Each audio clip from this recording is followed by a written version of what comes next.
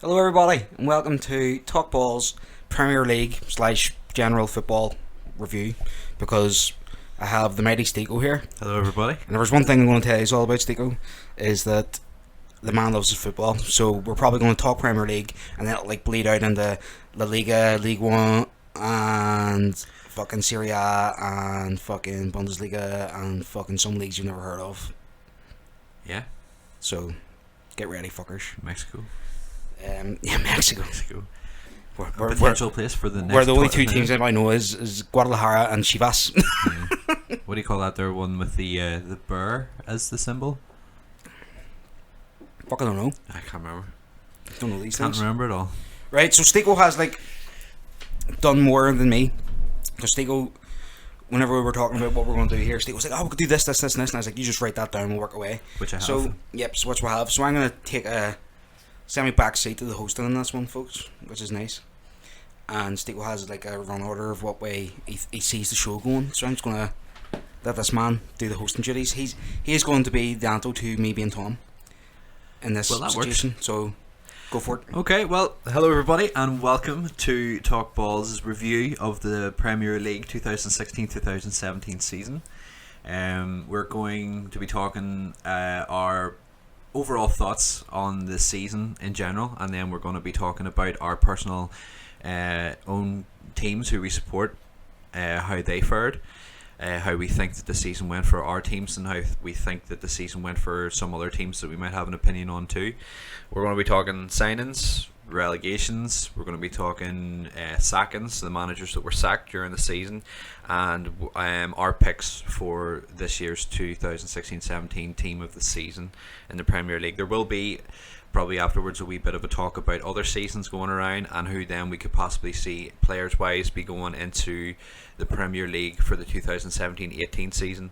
So as of today, it is the 8th of June. All significant finals, all football has been properly done, played and gone over and done with. So I think it's sort of Indeed. fitting that we have done it now, because I think we had talked about doing it before the Champions League final, but I think now that we have got it out of the way, it's the perfect time to be doing it. So we'll start off with the Premier League. Can I start off with a question first? Yeah, go on ahead. I've got a question. Yeah. Steco. After Ronaldo has won that Champions League, Yeah, Ronaldo's going to match Messi for the amount of Ballon d'Ors won. the season, yes. Who's the best player? Out of the two, Because now you can't argue about, oh well, he's won more Ballon d'Ors because Ronaldo's caught him. Ronaldo's won more of the trophies that count and is the only one to win an international trophy. And I've always said Ronaldo. I think Ronaldo's just a better athlete. He's more of the impact player. Where I think if you took Messi out of that team, whenever you take Messi into Argentina and he doesn't have that brilliant Barcelona team around him, he doesn't perform as well. Where Ronaldo performs even for Portugal. Don't get me wrong, he fucking struggles. It's like George Best playing for Northern Ireland back in the 60s. Yeah. Everyone else around you shit, but you're still the best in the world. So what's your thoughts? I know you're a big Barcelona and Messi fan, so I'm fucking putting you on the spot. see, no, but this is the thing. Over the years, my sort of gaze has widened away from Barca now, because the team itself has changed over the years. More so whenever they brought back, they got rid of Xavi. People like that, they're starting to leave the club. The influential faces that led the team. So there's Puyol, there's also Xavi as well. But Guardiola leaving, and then there was the manager that died, who had the I can't remember. Noah. Yeah, whenever he died as well, I think that unfortunately the team and its playing style died with him, which is tragic to say, but it's sort of true. So my opinion now, as much as it changes all the time, I will say that yes, in my mind, and I think that Ronaldo is the better player overall for how much he has won, how much he has contributed to the teams that he has played in, then how many trophies he has won. And yes, he has now won the European Championships, which, like you said, is more than what Messi has ever contributed. Now, if Messi were to win the World Cup, then it changes the argument a bit. Then it changes the argument a bit more, because in my mind that's a tougher, sort of championship. But then it still brings me back to whenever I talk about Pele, Maradona, and best.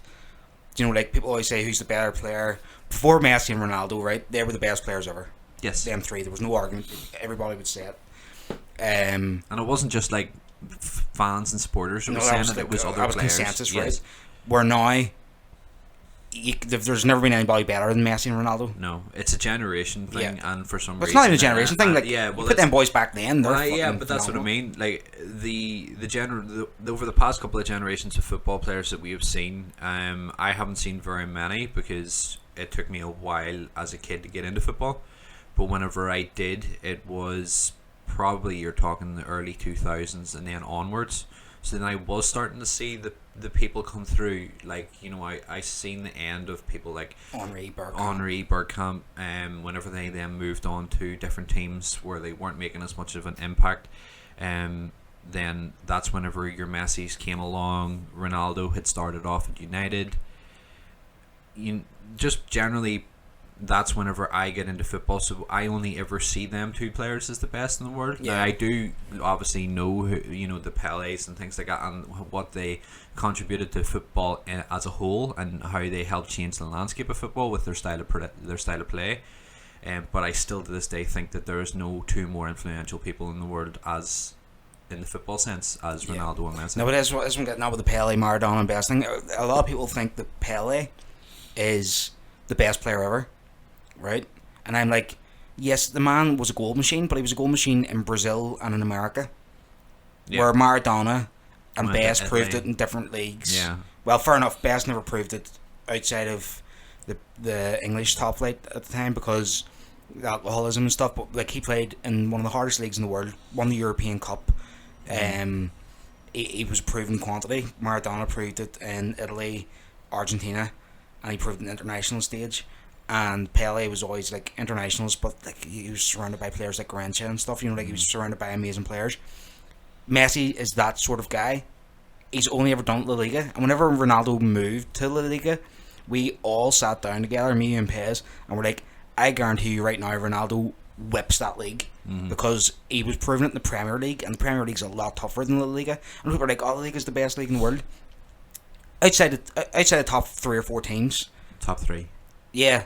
Like, you're very shocked. Like, whenever Granada beat Barcelona, people were like, what the fuck? Yeah. And you're like, holy shit. Where if Sunderland beat Chelsea, it's just another day in the Premier League. It's the Premier League, yeah. You know what I mean? But it happened towards the end of this season as well, where you've got like wasn't it West Brom were nearly beat Chelsea, but nobody was surprised. No, it wouldn't surprise you if they beat them. They were drawn, and then you've got other teams and stuff like that are like towards the end of their spectrum where you would think to themselves, oh, it's going to be a hammer match.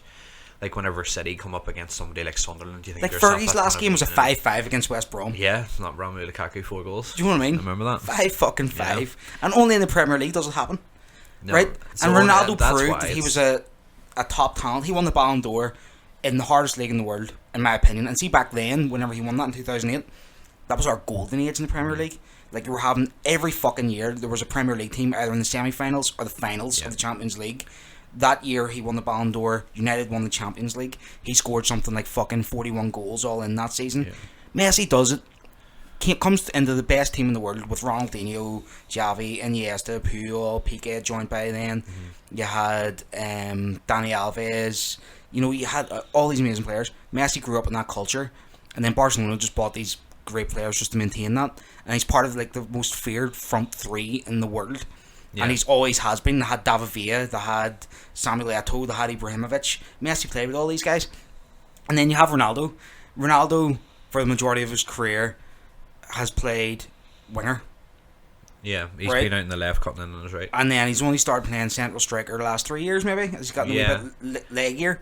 And you're like, that guy has broke La Liga records, Real Madrid records, European Champions League records. You're like, what the fuck is this guy? And people are always like, yeah, Messi's the better player. This is my snooker analogy, right? A lot of people argue whenever I say Stephen Henry's the best snooker player of all time, like Ronnie O'Sullivan. I'm like, Ronnie O'Sullivan's the most naturally talented ever. Right? He is the most naturally talented snooker player of all time. The guy can do left hand, right hand, 1-4-7s in 5 minutes. The fucking guy's amazing. Stephen Henry won more titles. Stephen Henry was more efficient. Stephen Henry's a better player. There's some snooker for you guys. Right. But that's my Ronaldo Messi analogy. Yeah. Messi's the most naturally gifted out of them. Ronaldo works hard. Ronaldo had the raw talent whenever he was a kid, but he perfected it as he got older. Messi just had the gifts there to begin with. That's it. And he just goes.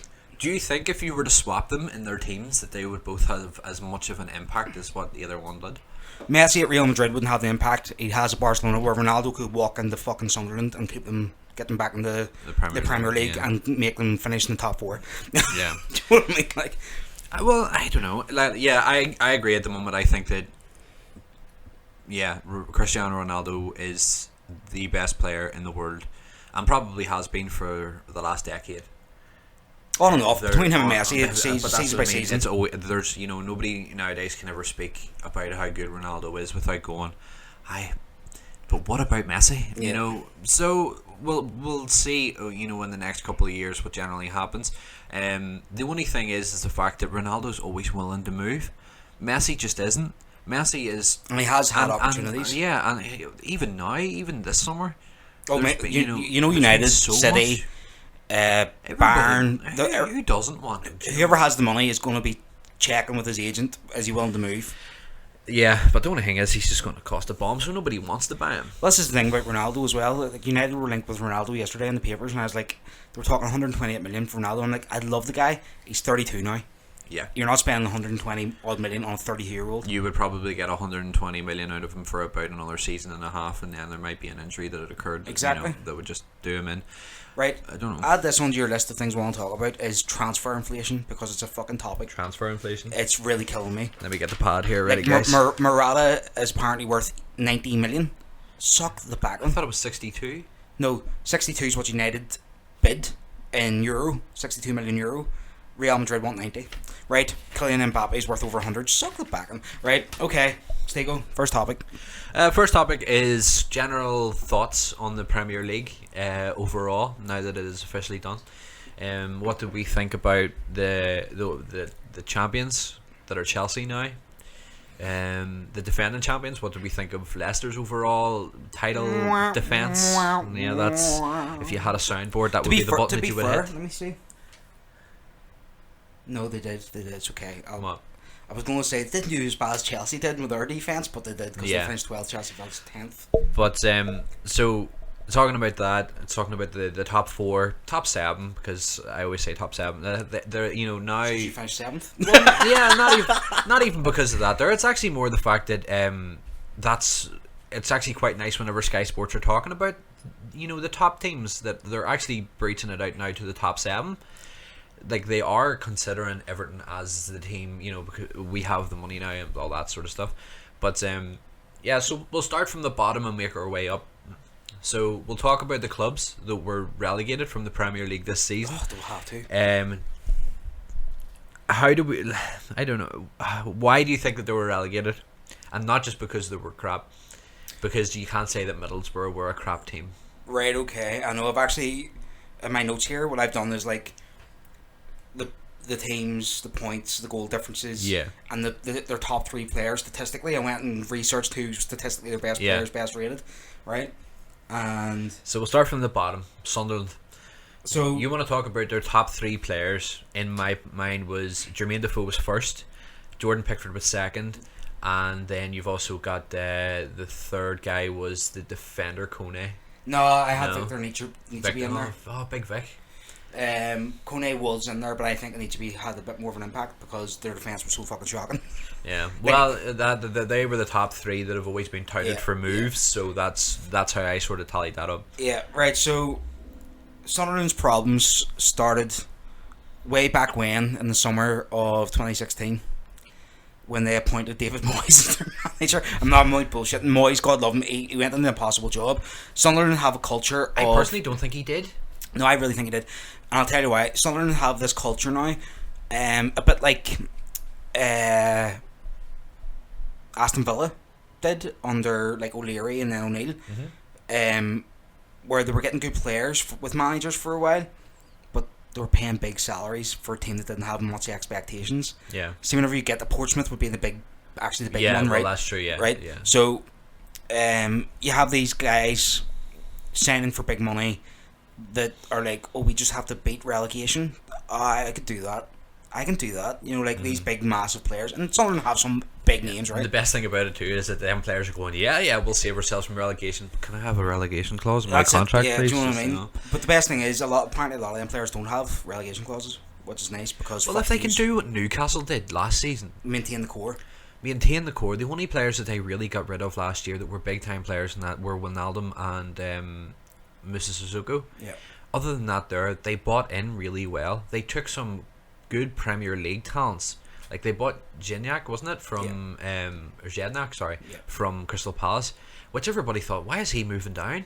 Well, why wouldn't you want to go down to that third team? He's the main man. He's going to be the main man. Not even that, just go down there and work under Rafa Benitez and build that team back up again from the ground and go back into the Premier League and have a stormer of another season. Problems with Sunderland, right?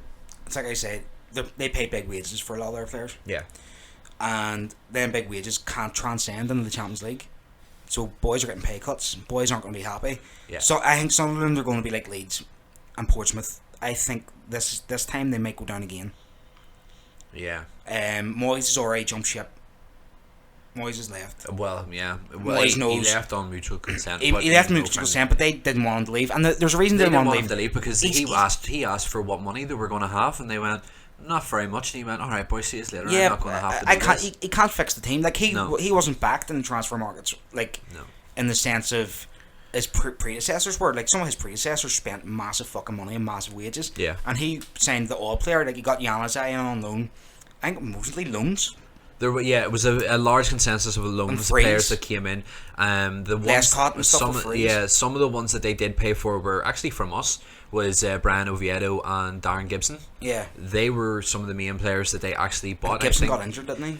Well, no, not really. No, Gibson was fine. He actually sustained a good part of the season without an injury, which was shocking to me. Yeah, but Brian Oviedo went there. He played very well. I'll always be a big fan of Brian Oviedo just for the general fact he was a great player for us. Well, if they can keep players like that next year, they'll come back up. But this year, it was a shambles. Just defensively, they just didn't have it in them to fight.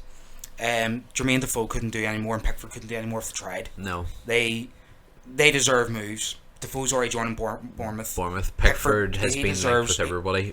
Pickford's see if I was Pickford, I go to Liverpool because tell you what, their fucking goalkeepers are shocking. Well, yeah. But that's the whole thing is the general sort of links that he is getting right now is mainly with us is at Everton. Seen that, yeah. That's who mainly that he has been linked with. I can see why we need him because. It's more the fact that Robles and Stecklenburg not really up to scratch this Premier League. Stecklenburg wasn't international. Yeah, that's what whenever we got him, I thought, oh my god, that's going to be. I thought he was your version of Van der Sar. Played for Fulham, came out of Fulham, big Dutch man. Yeah, he's going to be amazing. Yeah, a couple of years younger, he would have been fine. He was playing in Roma, like in Champions League, no, not a chance.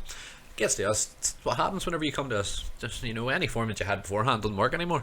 But no, I think about using a bit. I've some harsh words. No, don't go easy.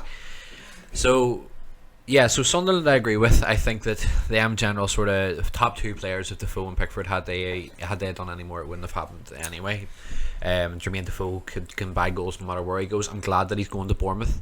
He's really am because him and Josh King are going to work really well. I think that the combination of Eddie Howe with the football brain that he has and the general sort of that there, but more so the wisdom that Jermaine Defoe has that he'll be able to bestow on a lot of them younger kids. Joshua King scored the exact same amount of goals as Jermaine Defoe.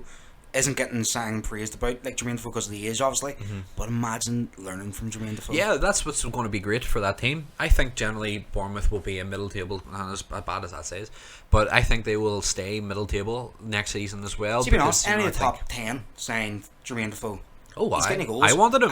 Yeah. I'd take him at United. Like, yes, he'll come off the bench at United, but it's been a long time since you've had somebody at United come off the bench and score you goals. Yeah, somebody if you put onto the pitch, you can have at least a good chance of scoring. Yeah, right. So Sunderland, out of 10, what's your rating? 0. Yeah. I'll give them a 2 for the two players that they actually had to play well. I was going to say I'll give them a 1.5 simply because of Defoe and Pickford. Yeah, because Jermaine Defoe's actually the 1 and Pickford's 0.5 because he's child. Right. So they've done shit. Right, Middlesbrough. Where did it all go wrong? Such a squad. So Middlesbrough, we had Karanka being replaced by Agnew during the season. Yep. And I Karanka. don't understand why. Who did he replace last year? Oh, I can't remember. What the fuck did you call him? He was another former player. It's gone out of my head. No, I can't remember. And I've got here in brackets because I want to talk about this guy. Are you going to say Traore? No. No. Oh, Traore is one of their best players. I'm Yeah, talking yeah. about one of the players that just didn't perform. And I never understand why he doesn't perform because he's such a talent. And he had a really good start of the season and then tailed off. Right. Gaston Ramirez. Oh, don't. No, dude. Where's that guy going to fucking become the player we That's thought what I he was going mean. to We be? thought it was going to happen this season whenever he did start off really well. We thought, oh my god, Gaston Ramirez, he's so good. And in that their team, he flourished. Yeah.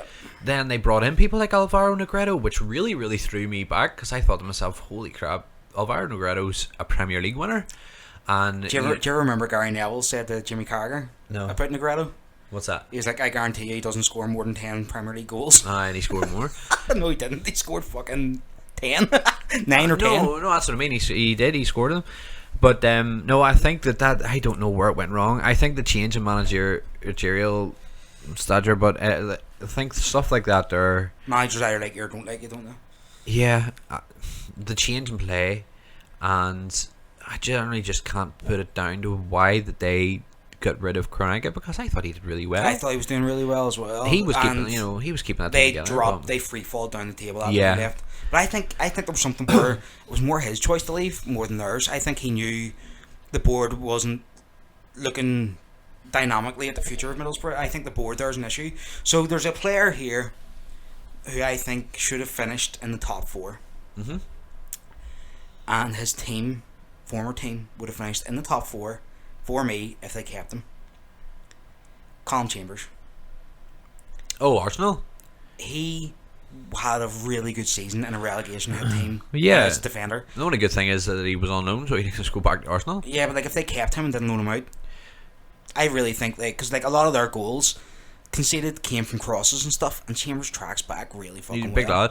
But at that point in time, they were playing with Mustafi and Mustafi and Koscielny. They didn't need Colin Chambers, and then they had Gabriel Mertesacker, and then that other wee kid that came through as well. Mertesacker was like injured until May, Yeah, but he was and then whenever still there. whenever Koscielny had that injury, they had no one to fucking cover him. Yeah, they had Do you know what I mean? What was it, Nacho Monreal at centre Yeah, back? do you know what I mean? Like where you had Chambers sitting there and he tracks back real well, deals with crosses.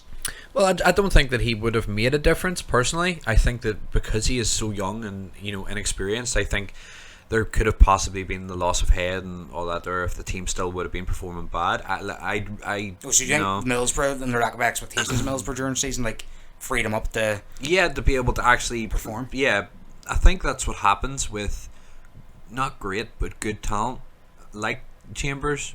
You go to a team where you can just do sort of something, do whatever you want kind of thing. Yeah. You learn a lot more in those sort of relegation battles, and it pushes you to be a lot better. But if you're, in my opinion, if you're an Arsenal, you're not having to push yourself so much because finally it's what happens at Arsenal.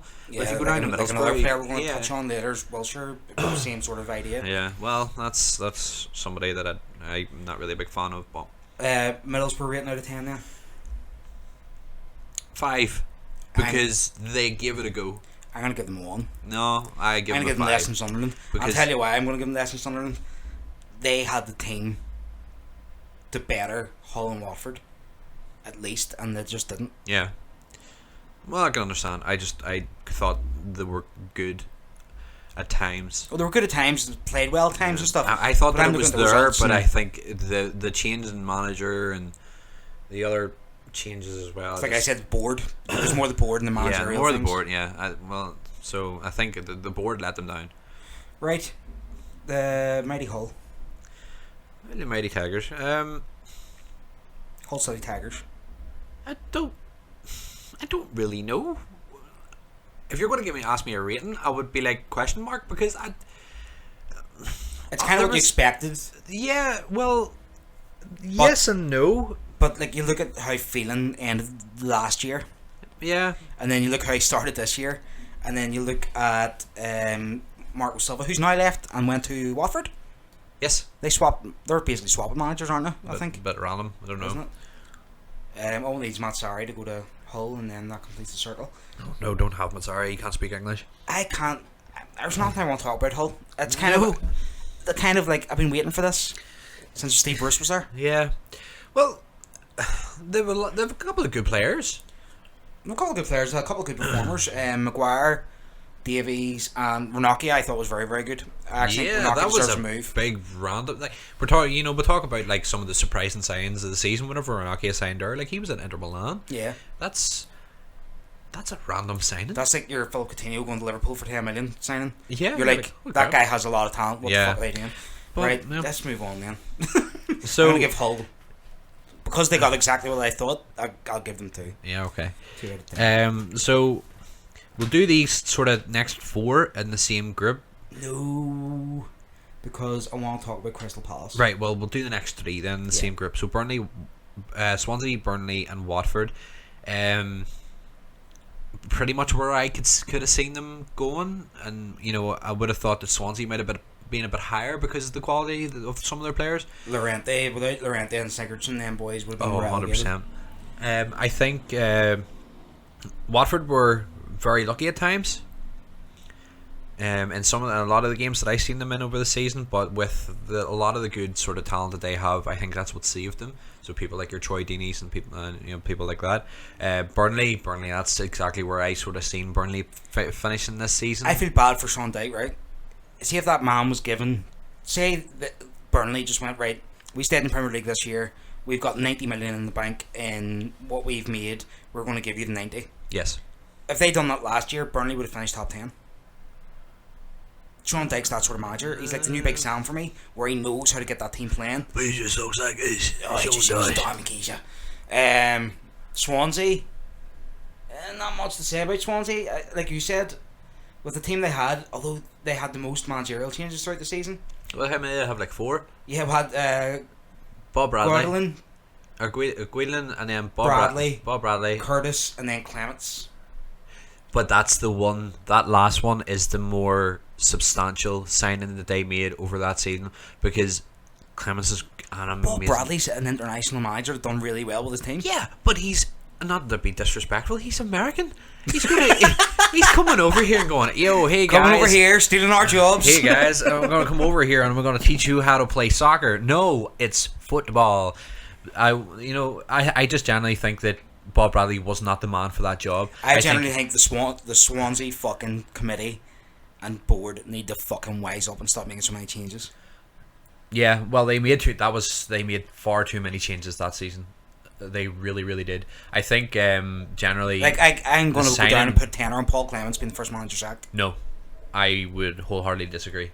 I generally would put it like probably on somebody like Tony Pulis or something like that. Nah. But before I would put it on Paul Clements, because for what he brings to that team, where he has been as an assistant coach. Oh, actually Craig Shakespeare. And Craig, yeah. He'll get sacked. Yeah.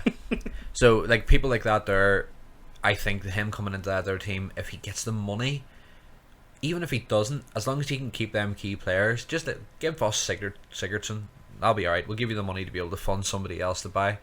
But I think somebody else at United's academy. Yeah. I think he should go. I think he's a very, very good manager. I think he should go and get a good few loans from big teams this year, and he's going to lose Will Keane. Will Keane's going to go to a big team. Who, Burnley? Yeah. Oh, you're talking about Sunday. Oh, sorry. Yeah. Sigurdsson. Yes. I was looking at the wrong fucking thing. I've got them right beside each other in my list of players. Yeah. So they're going to lose Sigurdsson. They're going to lose Llorente. Yes. Well, Sigurdsson's going to go to Spurs. Is Llorente's way back? Or Sigurdsson's going to go to Everton. Yay. Llorente's on his way back. Because they didn't exercise the deal to be able to bring him in. Because they couldn't afford it. I think shocking. Why would you not throw money at that guy anyway? Couldn't afford it. They know next year they might go down, you see. Then you have to pay the man's wages. But even at that, they still probably made a lot of money from staying up this season. Well, this is it. I seen a full diagram of all the money that everybody made this season. There wasn't anybody under 80. There wasn't anybody nearly under 100. Yeah. I think there was 3 teams, which was the bottom 3 that got relegated, that were under the 100. That's where the board get their money from. No, I don't know. Right.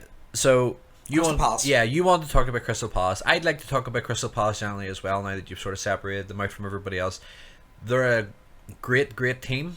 We've finally got the right manager. Who's left? And this is what I want to talk about. What is it about Crystal Palace? And like, we were worried about Crystal Palace whenever they sold Balassi, and I wasn't overly worried when they got rid of Balassi, because I honestly think, and I've always thought, that Zaha has it in him to be the better player, and I think he is the better player. Well, we'll see next season when Balassi comes back. I think he's going to lose a yard or two. That sort of injury. Benteke was a shrewd signing. I didn't see it working out until Big Sam went there, because he knows how to get the best out of a big forward, knows how to hold up the ball. Yeah, you're looking at like people like Andy Carroll and stuff. He knows what he's doing there. And then Townsend just found a new lease of life under him. Pardew was never the right guy. I hate Pardew. I've hated Pardew since he got West Ham relegated, so I'm going to go back that far. That's how long I've fucking hated on Pardew, right? He always had something to cry about, didn't he? He's a fucking cunt. Big Sam. Jeez, you're so aggressive. Big fucking grey haired bastard he is. Swear to God. PG, lad, PG. There's no such thing as PG. Either is PG. It's called Talk Balls. It's got explicit on the fucking label. Kids can't listen to it. I know when I'm wearing a parental advisory. Exactly. Yeah.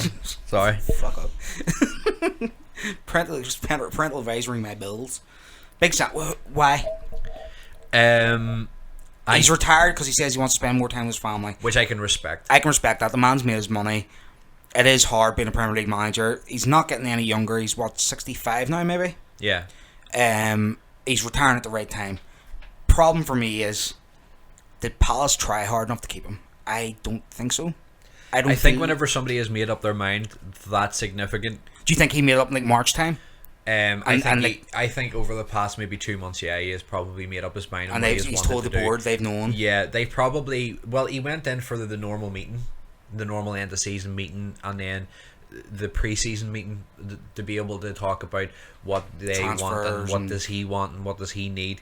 And he literally walked in and went, "Boys, I'm sorry that this isn't gonna, I'm not gonna be here next season, but I need to go and spend time with my family." And he's losing. He said, and in an interview, and he spoke on Sky Sports, I think, or a statement came out in Sky Sports, that how he felt like he was falling behind in his role as a father. And see, as soon as somebody says that there, at least he's the man enough to be able to admit it, to say it. So I was sort of just like, right, okay, I can respect that. I think the whole stuff with the England stuff as well, whenever he became England manager, which I'm really disappointed in. I'd have loved to seen a Big Sam England. I think Big Sam took that Crystal Palace job just to prove they still had it in him, and after the England job he decided on retiring then, is what I think. Yeah. And he was like, but I'm going to have one more go in the Premier League just to prove to people that I am not who the media is portraying me to be. I give him about a year and a half to 2 years, and we'll find him out in some Saudi Arabia club.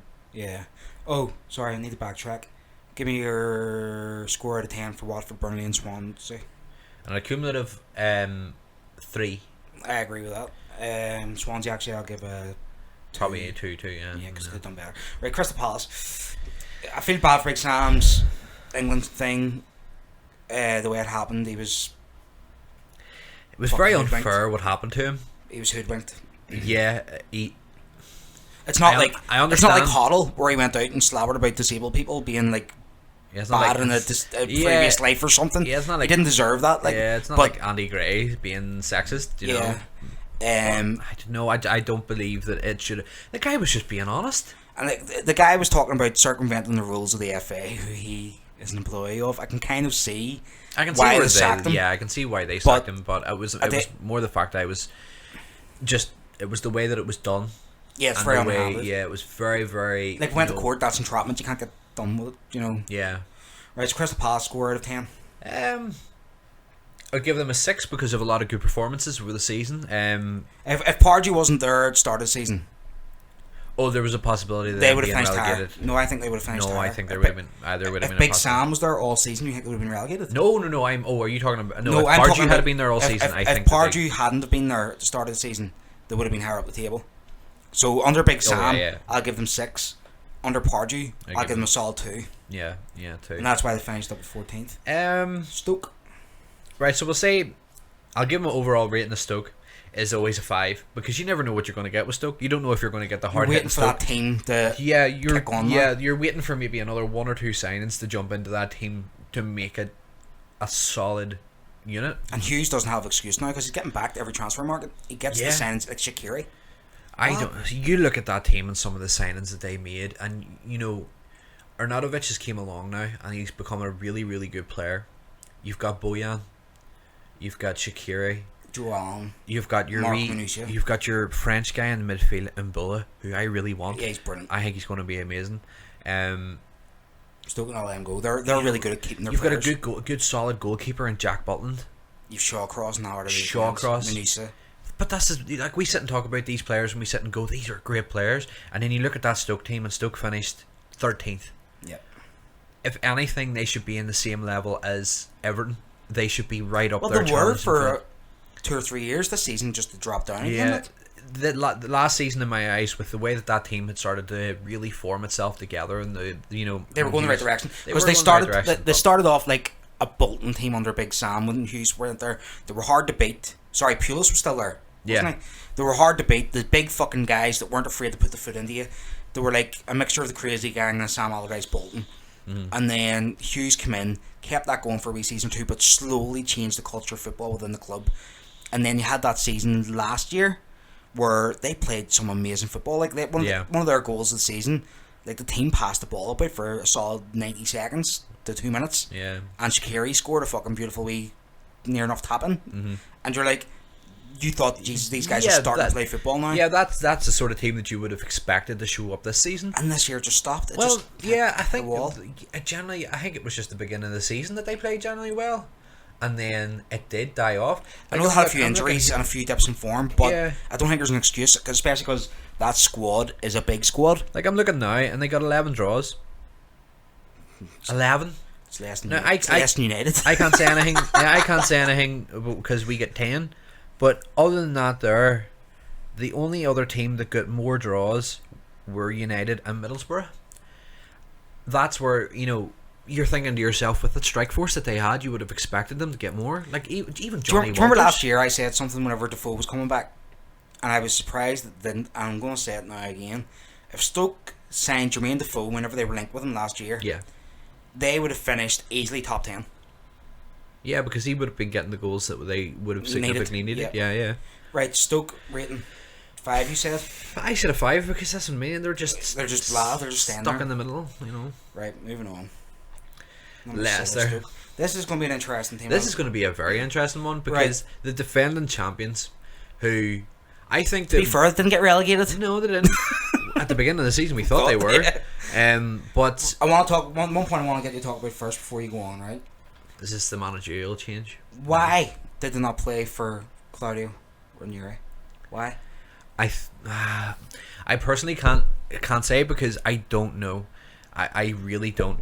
I think one of the main reasons was that of them losing the dressing room was because everybody had been found out.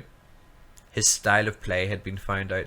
4-4-2 had been combated with the 3 at the back and with the 5s at the back, and he had nothing except Kante. He had no Kante. The loss of Kante, as small as that wee man is, big fucking that's loss. A massive hole. There's nobody else that could have done his job. They brought in 2 guys that looked very similar to him. One was a wee bit taller, the other one was a wee bit broader. If you mashed them together, you would have got Mbula for Stoke. But I don't know. I personally just think that the reason why he lost the dressing room was because of the bad run of games, and he didn't seem to be doing anything about it. Right, but then what's the difference in football between what Craig Shakespeare's playing and what Neri played last year? There's no difference for me. A new lease in life. Yeah, but this is refreshing. This is what I'm trying to get at. It comes down to how the dressing room treated their manager. It's a lot like Chelsea and Mourinho. Yeah. No, I completely agree. How does a guy go from winning the title, and it's happened 2 seasons in a row now, in the Premier League, a guy's went from winning the title, I wouldn't say serial winners because that was Ranieri's first thing. Mourinho was a serial winner.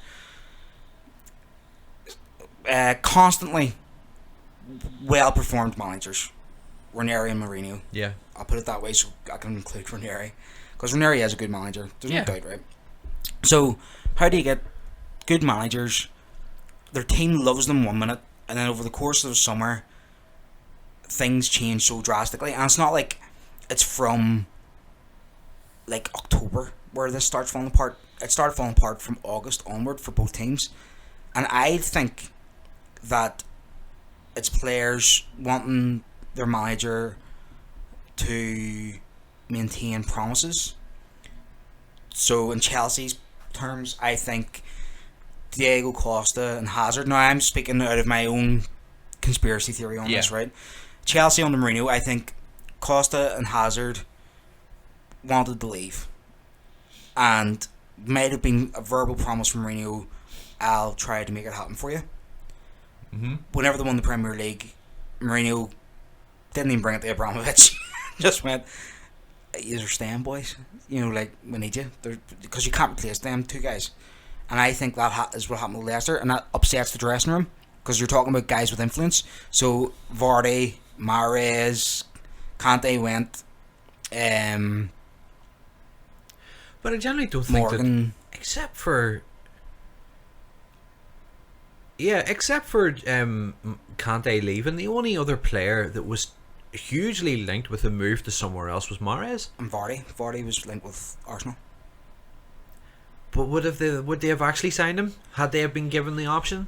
Wenger No. came out and said that Vardy, the fee was agreed, and Vardy said no. Wenger came out and said that. Right, so Vardy said no. Yeah, so Vardy wanted to stay and play for Leicester. Yeah, right. So Well, then see, the what's thing is, problem? I don't think he wanted to stay and play for Leicester. Here's another conspiracy Do theory you on just Jimmy think that he Vardy. was going for a bigger wage? No, I think he knew he wouldn't have suited Leicester's style of football, and he would have been, or Arsenal's style of football, and he would have been found out. Like he was this season anyway? Like he was this season anyway. Well, in saying that, though, he still finished off the season quite well, but But see, for me, see at the start of the season, do you not think that Ranieri played a different style of football for a few games? At the start of the season? Like, you weren't seeing the long he did ball. try to change it up. He tried to change it up, and I think that's where he lost some players too, because he was like, we can't do the same thing. I think he where tried, Craig yeah, Shakespeare he brought tried to back. adapt. He tried to adapt to the changes of the Premier League, and especially with the new managers coming in. So you've got your Pep Guardiolas and Antonio Contes that were coming in. Them teams were bringing in them managers were bringing in a new sense of football to their teams. And I think Ranieri probably thought, oh, these new people are coming in. But and I he must shouldn't change. have.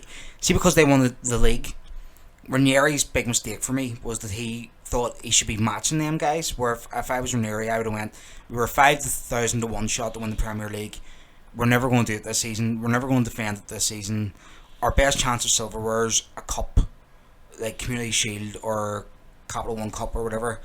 Not even the FA Cup, because that's too hard. You know, like, Yeah. we can probably get into Europe through finishing 6th. You know, we don't need to fight the top 6. Yeah. We need to beat the top. We don't need to fight as hard as what we did last season. Yeah. Well, no, they needed to fight as hard, because if they wanted to be successful, the problem was they adapted them changes in the first few matches, and then by the time he went back to his style before, it was too late. But like you said, he was looking at these other managers and thinking, how do I bring in a Combat brand them. of football to combat it? Problem is, you're only Leicester City, mate. You don't combat it. You know your fucking place in the league. Do you not think that the inclusion of Champions League might have had a bit of a effect on everybody? They were fucking brilliant in the Champions League. I love them in the Premier League or in the Champions League. I thought they were fantastic, Yeah. and Champions League teams didn't know how to deal with them until they met the bigger, more talented teams. Like Yeah. they got to the quarters or first knockout. They got further First than knockout. everybody. Yeah, Yeah. they were the last British team. Yeah. In the- But in the that's what I mean. Yet again, it was another fairy tale story for Leicester City. And But Ranieri, because yet- Ranieri got sacked after they went out, did he not? No. Greek Shakespeare took over Just before the quarterfinals. just before After the group stage. After the group stage, he took over, I think. around Christmas time. Yeah. But that's sad. Like, you know, Ranieri was never getting. The whole reason in my mind why everybody had a big fuss and kick up about it was because Ranieri was such a likable guy. Yeah, Now, pizza and hot dogs. yeah, who doesn't love pizza and hot dogs? You're speaking to, the whole of the UK. Whenever you go, I love pizza and And hot America. dogs, and America too. But I think generally the reason why everybody did lose their head was because he was such a lovable guy, and nobody wanted to see that that puppy with the droopy eyes getting kicked in the head.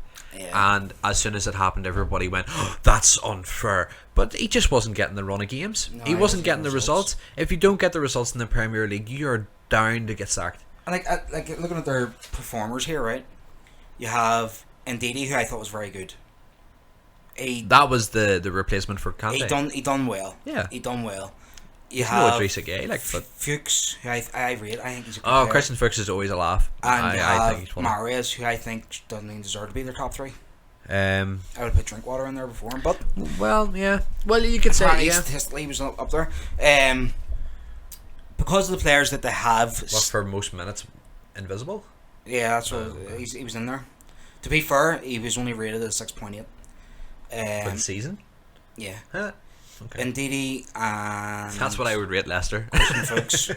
Ndidi was 7.3 or 4, and Fuchs was 7.2, and then Mahrez was the next top performer, 6.8 or something. Shocking. Indeed. So Leicester, we could actually probably do a full podcast on Leicester, but we'll need to move on because we have a lot of teams. What's your rating? 6.8. 6.8. Yeah, same rating as Mahrez. Do you know what? I'll second that shit. Right. Yeah. I think we can put the next 4 teams together. Southampton in 8th, all the way down To West Ham. to 11th. West Ham in 11th. Right. So With Southampton, Bournemouth Bournemouth, and- West Brom. Yeah. West Ham are there in and out. They had a good start. They didn't. Then they did. Then they didn't. I have a bracketed player again. Antonio. Nope. Why are you not bracketing Antonio? No, my bracketed players are players that I want to talk about. In them In 14? specific. Oh, okay. So West Ham's top performers were Andy Carroll, Mikel Antonio, and Lanzini. Oh, No, Lanzini. no arguments. They were very, very good. Like that wee lad. What was the crack with Dimitri Payet? Oh, you know what? I looked earlier on before I came down here to do this. Some of the review, the 2016-2017 review, and there was a picture of Dimitri Payet, and I went, "Do you remember that guy? I completely forgot What? he even existed." What happened with Dimitri Payet? I generally think that he just didn't like living where he was, and he didn't like the team he was playing in. I think he I don't went think he there likes bubbles. No, I think he doesn't like Fry Liquid. Honest to God, he doesn't like Fry Liquid. But whenever he got there, I think he thought, I'll use this as my a launch opportunity to get into the Premier League, to get myself into the into Big the big teams. teams. And after the summer, no big teams came for him, and that was To be fair, he was 29 coming 30. yeah. But even at that, there you'd still want that type of player in your team. But nobody came for him, and he went, crap, nobody wants me. But the thing is, like, if he stayed, Sacre bleu. West Ham would have went up the way, and if he stayed and played properly, because when he was there, he played like the biggest droppiest pile of shit since Nicolas Anelka when he wanted to leave Arsenal for Real Madrid. I want to go. The sub. But no, I think whenever the whole big scenario of all him leaving and going back to Marseille and stuff like that was hilarious. I was just like, get rid of him. We don't want to be there. Just That's get rid it. of him. Take the money. I think they benched him for Yeah, they benched him month? for a bit, and then he just went, I want to go home. yeah.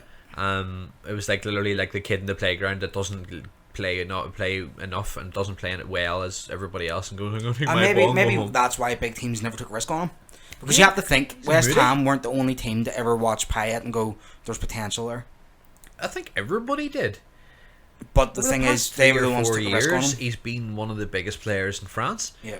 Now, he hasn't been getting into the team very much, and the French national team, because there's been other players who have been better than him. But I think then he had his blitz and all, and he got into the Euros and stuff. I think He done well in the Euros, too. I think after the Euros, he went, I played really, really well. I'm going to get a big move. I'm gonna get a big move. And West Ham went, no, you're not. Why? Because nobody wants you. Everybody was not willing to actually take the risk on him. West Ham wanted, 40 million for him during that summer? Yes. What did they get for him from Marseille? 25, 26? 26. So 26 is the number that they comes to my head. Got their money back plus 4 million or something. They Yeah. spent Which I 22 think is a on good something. bit of business Yeah, from it's West Ham. alright. Moving on. I've not much to say about West Brom. It's kind of Tony worried. Pulis. Tony Pulis. He's always Yeah. going to be 10th. To That do guy lives in Rondon 10th. Don, to do Rondon. Bournemouth. I like Eddie Howe. I think Eddie Howe is going to be Wenger's successor, and I think He's a very good manager. Arsenal are going to Respectable use guy. this 2 years with Wenger staying to see how Eddie Howe does in the Premier League. I would have just brought him in already. assistant manager or something. Or No. replace I just Wenger. brought him in as manager. I would have sacked Wenger, but calm down, Boiler. I can hear you sweating. Not got the here. Arsenal yet. Yeah, Boiler's fucking shouting from Saul Street. I heard that. No, but West Brom are just West Brom, and then with Bournemouth, I think they actually did better than what I expected them to do. Bournemouth. Oh, definitely. I thought it would finish 12th, maybe. Yeah. They done brilliant, and people were fucking thinking they were going to get relegated. And I didn't think they were going to get relegated this season. I thought they would finish comfortably mid-table. I didn't think they would finish upper half of the table. No. But he's got a good squad around him who play for him. So their top players were Cook, King, and Francis. And King scored 15 goals. Good player. Good player, Yeah. United product. I always liked him at United. I didn't think he was United standard, but I knew he would do a job in the Premier League for somebody. Yeah. And so he's went to the Championship, and then he's come up into the Premier League. He's done brilliant. Southampton. I think Southampton underperformed. Sorry, did you say Southampton? Yeah, moving on. Oh, right, okay. Oh, you want to talk about Bournemouth? No. I thought we were talking about Liverpool's B team there. Is that who we were talking about? Yeah. Feeder club. The feeder Liverpool's club, yeah. Okay. I'll Van Dijk by. Van Dijk, Romeo, and Yoshida. Romeo's a very, very good player. He is, very yeah. underrated. Yeah, he is, See, whenever he started really playing in the team and he put in performance after performance, I was really surprised that there was ever a need for Romeo.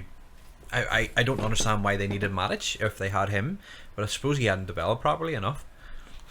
Yeah, it's just one of them things that you go to a team, get a run of games, prove what you're worth. Yeah, I think Van Dijk would have been the standout defender of the Is he season. worth 60 million or whatever the fuck they're asking for? 40 or 60 as well? I think his contract is.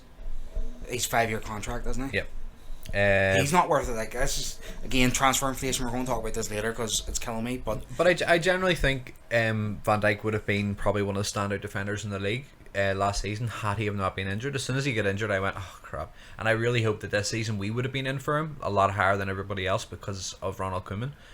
But then obviously he said that he wanted to go to Liverpool, and now Liverpool have dropped interest in him because they did the sneaky backdoor stuff. oh, they're getting fucked. They might get a transfer ban. Apparently, that's legit. Like, apparently, there's a lot of evidence saying. Well, the best thing about I it think is Liverpool have been brought up yeah. about this before. He said that he wanted to play. He wanted to play for Liverpool. He can just say that he wanted to be, or that he had been misquoted, and he said he wanted to play in Liverpool, and then he can just come to us. Everton. No, I think Liverpool were pulled about this with youngsters a couple of years ago, I don't know. and they weren't allowed to sign under 18 players for a couple of years or for a year. And now this is transcended into the full team. I have to look that back up, but I'm pretty sure there was a transfer for a youngster from Championship to Liverpool. I think Chelsea were done as well. It was whenever Chelsea got done the same year, and they weren't allowed to sign young players. City as well. City got that as well. If I remember correctly, it was Chelsea, City, and Liverpool a Right. couple of years ago, and they weren't allowed to sign under 18 players for a year. I generally think of Southampton's season, they finished 8th behind us. At one, I think they did Big quite fucking well. point difference though. I would say 7 out of 10 for their overall performance, because at one point in time they were sitting at like 13th, 14th, and then they had a good spell of games towards the end, but then towards the team middle. they have, did you Well, towards the middle of the expect it? season, but sure they never won. Yeah. I never won the last couple of games of the season. Right. Okay. So West Ham, what's your rating? West Ham 5, West Brom 5, Bournemouth 6 because of like Eddie Howe, Southampton 7. Right. The only one I'm going to change there is Bournemouth. I'm going to give them an 8 because I think they should have finished lower. Yeah, I was expecting them to finish lower, and they finished top half. I would have swapped them with Stoke. Yeah, like that would Yeah. have made sense. Leicester or Stoke, After wherever what we they were are, talking with the about other there, team going yeah. up the other way. Okay. Oh, here we go. I am fucking fed up, right, of waiting for Everton to become the team that I've been waiting for them to become since Moyes' days, of like a consistent top 4 challenger. And I'm fed up with them making these managerial appointments and you going, they're really good, and I'm going, I just don't see it. And Coleman's turning out for me to be another one where I'm going, I just don't see how he's going to improve that team. I don't think he has it in him. I think you need to go for a manager. I'm not saying about your team. Your team's good. You see the youngsters fucking brilliant. Holy Yeah. shit. Like, Lukeman blew my balls away. Davies was brilliant. Coleman, I don't know, mate. It's Yes, but okay. It That's what he says all the time. Anybody listening that actually has watched a Ronald Koeman interview Yeah. is hilarious. even when he went to Southampton, you know my views on when he went to Southampton. He was playing with a different guy's team. Do you know, like, yes, fair enough. He got his own players in, and he made that team like a stable top 10 team, which is still paying dividends under Puel. But I just don't see him progressing beyond that 7th spot with Everton. I don't think he has it in him. You're going to hate who I say you should replace him with. But I think if you replace him with this guy, you would break into the top 6 simply because this guy's a cunt. And I know he's a cunt first hand because he was our manager, Van Gaal. What? So swap Dutch for Dutch? Swap Dutch for Dutch, but it's a different style of Dutch. I'd love it. I'd love Van Gaal at our club. He's funny. He's a I fucking think he's- toe bag, I think but he's he's hilarious. I Like, do, there's I whenever he think- dropped in the pitch to the Yeah, fourth official. I think he's hilarious. I think Ronald Koeman's your silent assassin because he comes into the conference and he's all sitting there going, yes, but okay, yeah, and that's fine. He'll just sit and talk, and he'll not talk about anything else that he doesn't need to talk about. And I think whenever he gets into, like, this season, for me, he has been exactly what the club needed. Because he has came in and he has told players, he didn't do what Roberto Martinez went. I think Martinez was just too nice at times. He came in and he went, yeah, okay, you know, you're a good player, you've been here for such a long time, we'll give you a new contract. No, Koeman's just came in and just went, boys, you're shite, get out. You see, don't get me wrong, he can manage a team. For that, see, whenever you're that high up the league, you need to be able to manage a game. Yes. Koeman doesn't have it in him tactically. Well, no, I disagree because, well, I would because I watch more of the games probably than what you have, but the amount of changes that he has made mid-game at random times that have changed the game for us. But that's team management, not game management. What I'm talking about is setting your team up from start to finish of a game. Yeah. Not having to respond to what's happening. Well, even at that, there he's probably Louis Van setting Gaal, up, right? if Louis Van Gaal went into Everton, you know, game by game, you're going to have a decent game plan. But sure, did you just not score like one goal at all most seasons that he was there? Yeah, but like, to be fair, Yeah, I don't you want to don't be score all that much either. Like, We scored plenty of goals this season. he's a plus 18 with like is he the top scorer? Lukaku? Yeah. No, Lukaku was second behind Like, Kane. Kane got it. Yeah. That's what Kane got in the last match, didn't Yeah. he? No, last So two games. you had the second highest scorer in the league, and without him there, you would have been minus in your goal difference. Can I disagree? Goal difference, yes, but everybody will be sitting going, oh, but if you take away Lukaku's goals, where would that leave Everton? We would be in the exact same spot. Yeah, because you are so that many we points. are. Not even that. We would be in the exact same spot that we are this season if you took away Lukaku's goals, which goes to show you that he wasn't as much of an influential player as what you think and what everybody else thinks that he was. No, I think your most influential player was Idrissa Gueye. Gueye, yeah. I think he's amazing. Brilliant. So your top players statistically were Lukaku, then Gueye, and then Barkley. Right. Okay. It was Balassi. Balassi was second, but he only played 1 or 2 games. Yeah. Whatever it was, and then he got injured. Can't wait till Balassi comes back. Yeah, he's going to be a really good player for you. Really like Balassi. I think you would have finished a lot stronger if in the season. You would have probably beat United 6th spot. I was disappointed we didn't, but then I sort of gave up on it in the last sort of 4 games because I knew it just wasn't going to happen. I knew United were going to. Because United had a lot of go to games. Europa Yeah, League, United had a lot of games in hand, and they were playing well. So I generally thought that there was no chance. I thought we might have caught Arsenal, but then Arsenal turned it back on again. Don't get me wrong, you started the season so shit. At times, well, not even started the season. He's had spells in the season where I was like, oh, they're going to go down. Yeah. He's always came back. Koeman's the guy. I have an issue with him. I had an issue with Martinez. I'd never had an issue with Moyes because I thought Moyes was a good manager, especially at Everton. I think Koeman's not your guy. I think He might not be, but I think he's the man that we need at the moment. I don't think he is. I think he's going to do better.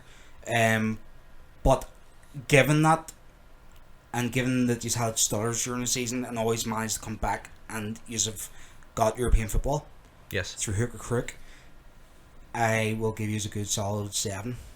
I think he's achieved what you said to achieve, even if he didn't achieve it the way he's wanted to achieve it. Does that make sense? And he's had some amazing performers, and the youngsters were a fucking treat. The only thing is about Koeman that he did give them youngsters a try, and that fair play to him because he's have some cracking youngsters there. And I think next season, use our top 6 bound regardless of who your manager is, simply because them young players. Regardless of who we have up front. I don't know about that. Regardless of who you have up front. He's away. He's not away. He is. Not yet. What date are we now? What I say we were? The 8th of June? I'm telling you now. Who's he going to? Chelsea? Well, his agent says he has a contract with a different Right. club. July 1st. Chelsea. Right. Or And United or Bayern. he will sign for Chelsea. Chelsea. Yeah. Right, okay. Back to Chelsea, and then they go back to fucking Everton again. So fucking For 60 million. for 60 million. Yeah. Right. Right, so my overall rating, you're not even going to ask me about my overall rating for my own team. 10 out of 10. I give it a big Ty Dillinger 10. No, I think if I were to be honest, I would give us an 8. 9, I would have given us a 9 had we have finished higher, and I would have given us a 10 had we have bought a couple of extra players. So I think that next season we're going to be in a better position because we are linked with a lot, and it looks like the money is there. We're moving to a new stadium, which has had planning permission, so it's going to start building within the next sort of year. 2020, isn't it? It's Yeah, so I think who do you ground share with whenever you're no one we're keeping Goodison. keeping Goodison? Yeah, we should be keeping Goodison, and then as soon as Sell that and yeah, knock it's, down. yeah. Well, not even that. Or I think I would like to see us keep that spot. Do you know what I mean? And Build like, a hotel or something. no, not even that. Just build like a training ground there. Just open up our training in Finch Farm, and just have it there.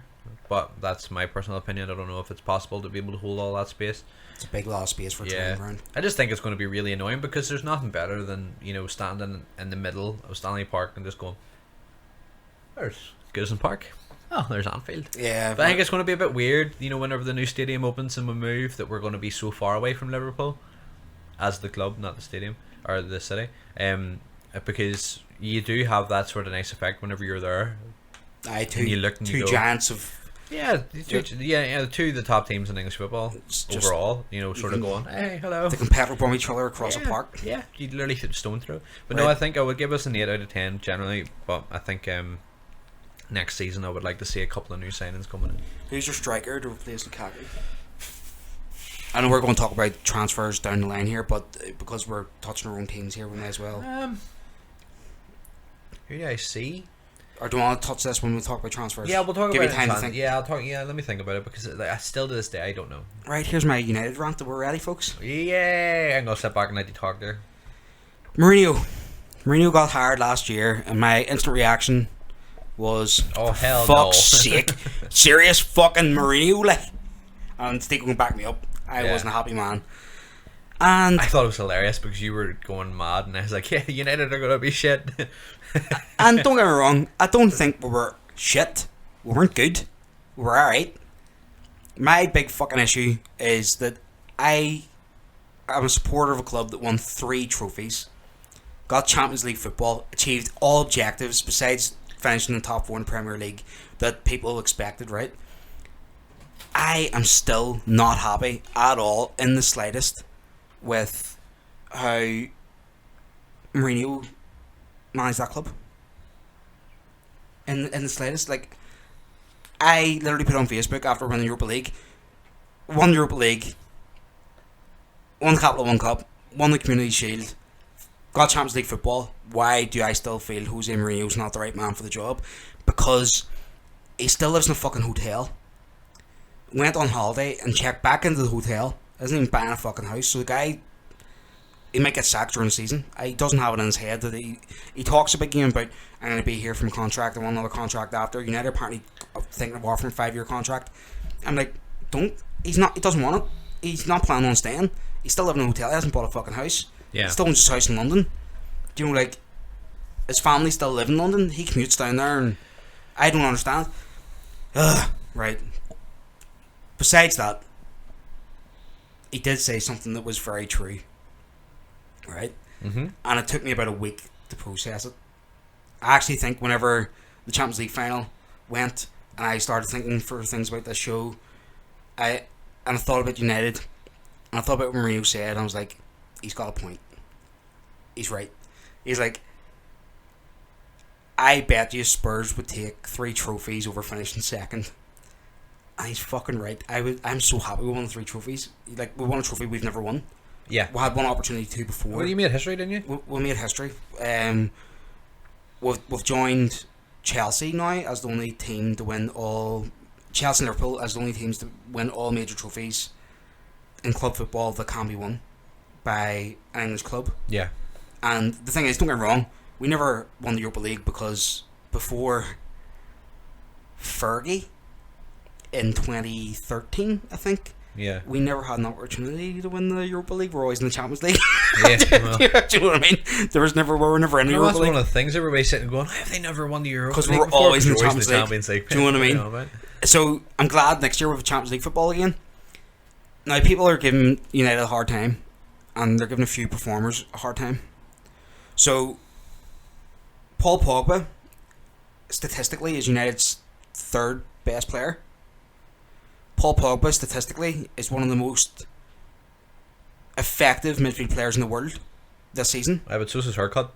Oh, I hate his haircut. Yeah. Kills me. Screw your fucking hair, meter straight bald. Anyway, he never is going to live up to that price tag this season. It was never happening. I can't wait till somebody breaks the record this year, and he can just play football instead of like people going, "What's like being the world's most expensive footballer? What's like being the world's?" Listen, the only thing he didn't do as much of this season that he did in Juventus was score goals. He had the most forward passes, I think, if I'm right, in world football this year. Aye, but they're all long balls. They all fucking hit target. That's completed passes. That's because you've got Fellaini. And listen. If that was fucking Gareth Barry, whenever Fellaini was there, you'd be like, Gareth Barry's fucking brilliant. Gareth Barry is brilliant. Hang on, but- Pogba had a decent season. Didn't live up to the money. Granted, he had a decent season for a guy that played in Italy, got more space in the ball, came back to the Premier League after 3-4 years, and this year he's going to be brilliant. Zlatan and Herrera and Valencia. I talk about Zlatan till the cows come home. Like, He proved me wrong. So at the start of the season, folks, we signed Zlatan, and I've always had this thing about Zlatan going, he's never going to do it in the Premier League. And we signed him, and I was like, oh, please prove me wrong. My God, did that man prove me wrong? the man's a god. The guy's unbelievable. The man's such a god. A lion That his doesn't leg lick is a wanted human. by science. Yeah. That's how good the man is. I know I could talk about talk about Zlatan till, like I say, the cows come home. Generally, just because he's such a character.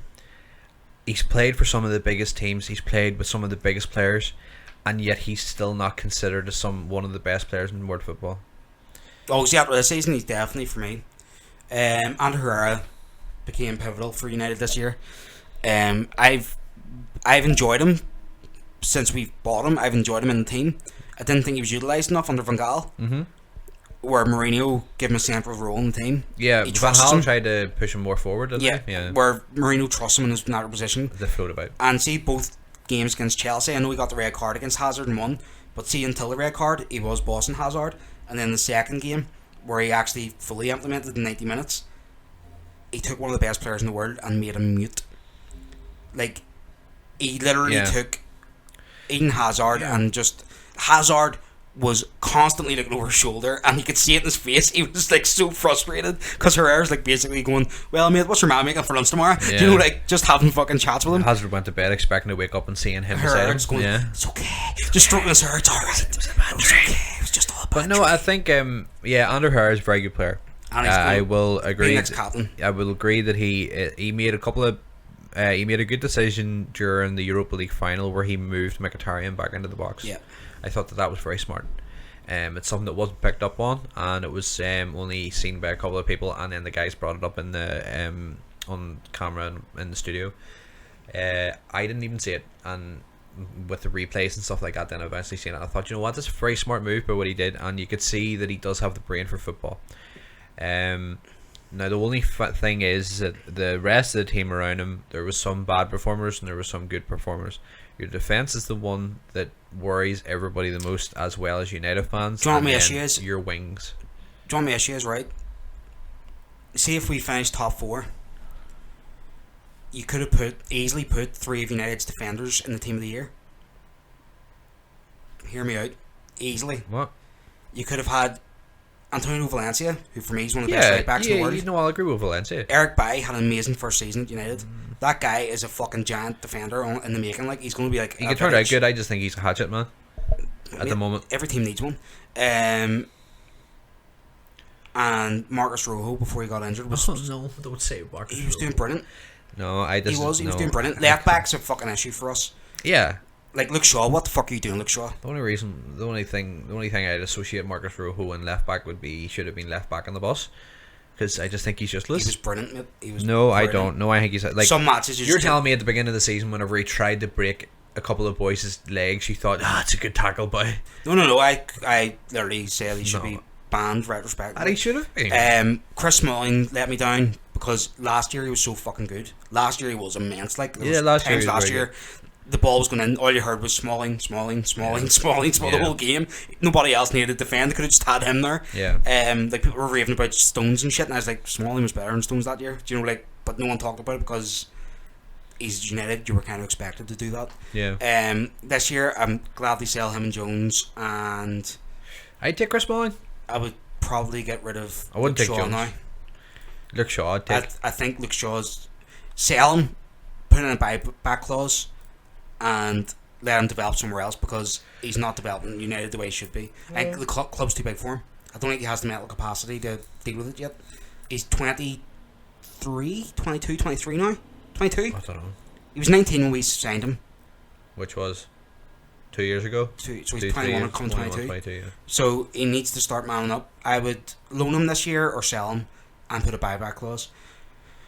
United, because they won the 3 trophies, got Champions League, the ship is steadily getting righted, and we're going to talk transfers later. United do need a lot of work. Because of the 3 trophies, I'm going to give United an 8. A Fellaini-sized 8. A Fellaini-sized 8. But my issue is, I don't like Mourinho's management of the Premier League. So I'm actually dropping him to 7 because of the manager. Okay. Fair enough. Don't like the manager. You can fucking tell. Yeah. Well, that's fine. That's your own choice. Arsenal. Oh no! Can we skip Arsenal, please? What do you think, United, by the way? My overall, yeah, I'd give them a 7 for their trophies won. Wouldn't I think they had a couple of bad performances. Like, see, in March we could have finished second. Yeah. There was a point where we were touching Spurs and people were like, holy shit, United are doing really well. Like, if we took every fucking draw at home and won it, we would have finished a point above Spurs, I think I worked out. And that's in the games that we were ahead and then drew. But then you didn't. Then we didn't. So, yeah. But I would say Zlatan was great. If I go through the team, Zlatan was great. Mkhitaryan is a cracking signing. I can't wait for him next year. Pogba, I always knew he was going to be crap in the first season. He wasn't crap though. He was still good. He just not what you were expecting him to be. Yeah, he just didn't make as much of an impact as what everybody expected him to make. Now, which I think is quite harsh on the guy, because it is a high price tag. And but I guess when he wasn't in the team, United, you noticed he wasn't in the team. I didn't watch United that much, I will be honest. No, well, from what I seen of them, most of the time he was playing. The one player that I will always talk about that is just, had a shocking season was Wayne Rooney. There's a reason he was on the bench a lot of it. Like. There was a reason, and the fact now that we're being linked with him, I'll take him back. Not a problem, as long as he drops down his wages and we don't have to pay that much for him. You see, the thing is, I think he's prepared to take a wage cut to go to Everton. No, he's not.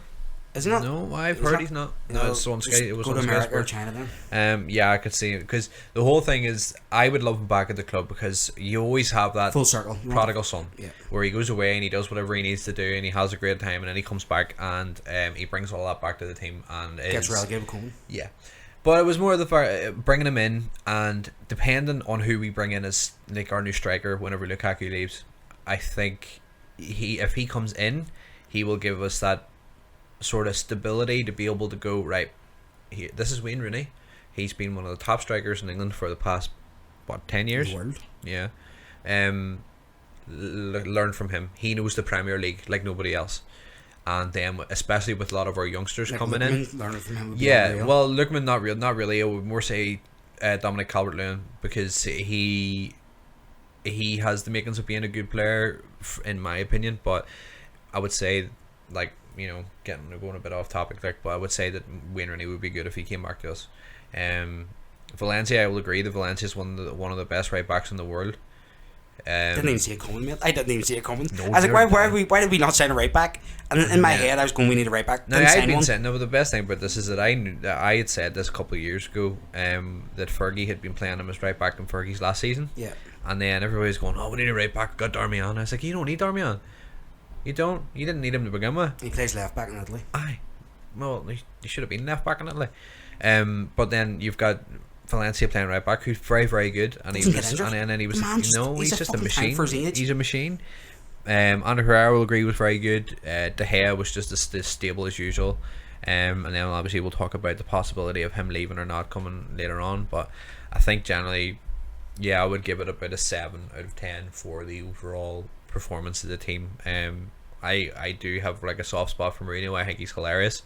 But then there is some times where he does really let himself down. Yeah. And it's it's not good for football. But I would say any other fan who is not a United fan, whenever they signed him, we're going, ha, yes, Mourinho's going to wreck that team. But he hasn't. Three trophies. Three like, trophies. It speaks for itself. It's just I'm still not happy. Daley Blind, I think deserves a shout out because I think whenever he's asked to perform, he performs. Like, see, sometimes whenever that guy's up against like a big striker, Yes. I'm like, oh fuck, we're gonna get tore apart, and he doesn't let them No, tear he's apart. He's consistent. consistent. Yeah, he's Good. consistent. He's a consistently good player. Who else can I think of that? Rashford was. That guy's gonna be a great player. I just can't wait to get, see him mature now in the next couple of years. Yeah, I can't wait for him to get injured in December, so then he'll be out for a year. I think I can see that's what's going to happen. It always happens to young talent like that. It always happens. Because the guy could be literally like a top world class striker, and an injury that if it's a serious injury, then you're going to go the same way of. Yeah, well, we'll see. We'll see what the future holds for him. We could. And he's managed properly. You can look back. And Mourinho's managed him properly. Like people are going play him, and Mourinho's like, no, I'm holding him back a bit. No. And that's smart management because Yeah. Fergie would have done that. Yeah, Fergie would. Fergie done it with Ronaldo, done it with Rooney. You have to hold him back, you have to protect him that wee bit. Yeah. And then whenever he's Put maybe more experienced out first. Yeah. Whenever he maybe hits 20 years old, and he's filled out that body a bit more, his legs are a bit stronger, then you unleash him. Yeah, definitely. And he's learning from Zlatan and Rooney. Can't argue with. No. Okay. No. Arsenal. So next question. I could talk all day about Arsenal's issues. I could talk all day about their best players. I don't have nothing against Arsenal. I quite like Arsenal as a team. I just think that Wenger needs to move on now. Wenger should have been away 2 seasons ago. Sanchez and Ozil are too big for the team. No, I disagree. I don't. No, I think after Wenger goes, Arsenal finished 10th. I just always said that. Who else is there? I always said that Arsenal was the greatest Houdini signer ever for the sheer fact that like everybody was going, oh, we need this, we need that, we need this, and Wenger went, but look, ooh, shiny Ozil, and everybody went, ooh, shiny Ozil. What were we talking about? And then the season starts and everybody goes, oh wait, I know what we're talking about. Oh fuck, transfer window's closed. Yeah. And Arsene Wenger sitting going, ha ha ha, I did it. And they did it the same with Sanchez as well. Arsenal have the makings and have the financial stability to be able to do good, but then now they have the financial stability because Yeah. they were paying off that stadium, and now they're major shareholders. the only thing is that you've got fans over here, Arsenal fans, who are honest, but you go over to England and you listen to the Arsenal fans over there, fam, bruv, and they do nothing but talk crap about the club all the time. I talk to Arsenal fans over here. My brother is an Arsenal fan. You know Boiler and all that. They're honest. They're openly honest about the team, but they will always love that club. You never know that half of them, their football fans over there, were actual Arsenal fans, unless they were Spurs fans wearing Yeah. Arsenal tops. You'd see the white of the collar and you go, oh, Spurs fan, are you? You hate Arsenal that much? No, I'm an Arsenal fan. Well, what are you doing here?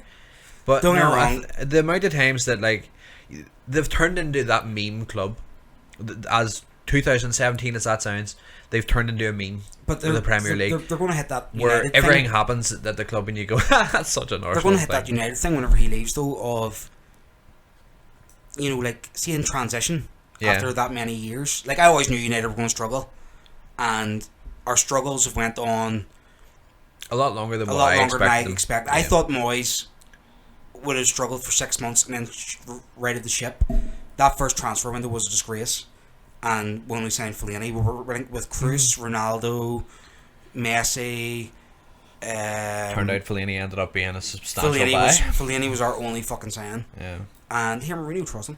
But I think Arsenal are going to find, no matter who they put in as manager, unless they put in Capello or somebody of that ilk, somebody big stature, which I don't see them doing. I think they're going to go Eddie Howe. They're going to struggle.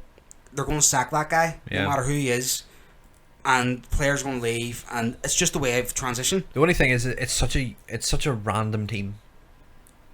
It's a mismatch of really good talent with some really poor performers. Yeah. But the only thing is that you can look at that team and you go to yourself, how did it not do better? So you've got Petr Cech in nets, just a veteran of Premier League football. He was best goalkeeper in the world for 3 years. But the whole thing is with Petr Cech, you can only do as good as what your defence is. Yeah. And that's where the issue comes. And there was too much rotation in that defence for anything. Now Hector Bellerin has all the makings of being one of the best right backs in the world. He had a really bad season per last season. Well, it's because he grew his hair out and he looks like a fanny. But I think it's more that he has all the makings to be great, and I don't want him to go to Barca for another 2 seasons because I want him to stay in the Premier League and I want him to do something substantial because I like him that much. Because if he goes to Barca he has so and much he's pace. successful at Barca, you're going to go, well, you didn't prove He has so Arsenal. much pace for defence and attack that it's ridiculous. Like, what was it? Player in the league, isn't he? No, well, yeah, probably. I would say that he would be right up there, but on a dash or something like that, or he beat Walcott's record. I know all that there sort of I stuff. think Nani was faster than Walcott. No, I think he was. no, probably over a course of time or something like that. I think over 100 metres that they Jeez, that's surprising. that they tracked it 1 year, and I think it was Pez telling me that, so I'll have to. Yeah, we'll have to find out that. But no, I would say if you go through that team, right back, that's fine. Left back, Nacho Monreal is a steady enough player. I will respect that guy for all he does, and he'll play centre back if he needs. The defence. See, before we continue, do you want to know what they were missing the most, I think, this season? What's that? Santi Cazorla. I think whenever he got injured, they lose that bit of forward thinking that links Ozil, Sanchez, and the rest of the team. Yeah, well, I can understand where you're coming from. I don't think he would have made that much of a difference because I think he wouldn't have got into the team. Yeah, but like you look who's in there, and like Ramsey. I don't think he would have got into the team had he been fit. I personally don't think he would have got into the team because there's just too much attacking there. So yeah, but he's the balance because he tracks back too. No, but you look at that midfield and you think to yourself, who else was doing the attacking? So you've got Sanchez going forward, you've got Walcott or Chamberlain going forward. Giroud, obviously he's up forward anyway. So that leaves Santi Cazorla and some random defensive midfielder. Xhaka is a hatchet man. I don't like him. I don't either. Although there is times where you went, oh, good tackle, but then he does something that you go, no. He didn't prove that price tag for me. No. Well, you can talk from a Pogba fan, but it's sort of one of them there players that I think he just needs to get it out of his system, and he needs to realise what league he's in. He's not in the Bundesliga anymore where he can get away with everything. There's eyes everywhere, and he's gonna have a bad reputation, and it's not gonna do him well. I don't think Arsenal are going to finish top 4 next year either, and I think they're going to struggle for signings because people know that Arsene Wenger's not going to be there in 2 years. Like Fergie got Van Persie and De Gea because people thought Fergie was staying longer. So you never know. Fucking Wenger might end up staying for another 4 years after his 2 years expires. I think he wants Fergie's record. I said that too. I think he wants. I said that too. I think he does want to be one of the longest standing managers in the league. But how many years does he have to go to reach Fergie's record? Another 5? I don't know.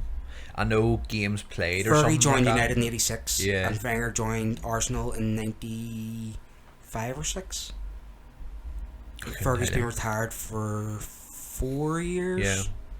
So he's another 5 seasons to go or something. I would say something, yeah, but I think the one place where you have to look, like you see over the past 20 odd years of how Arsene Wenger has run that team, and he's always had consistency.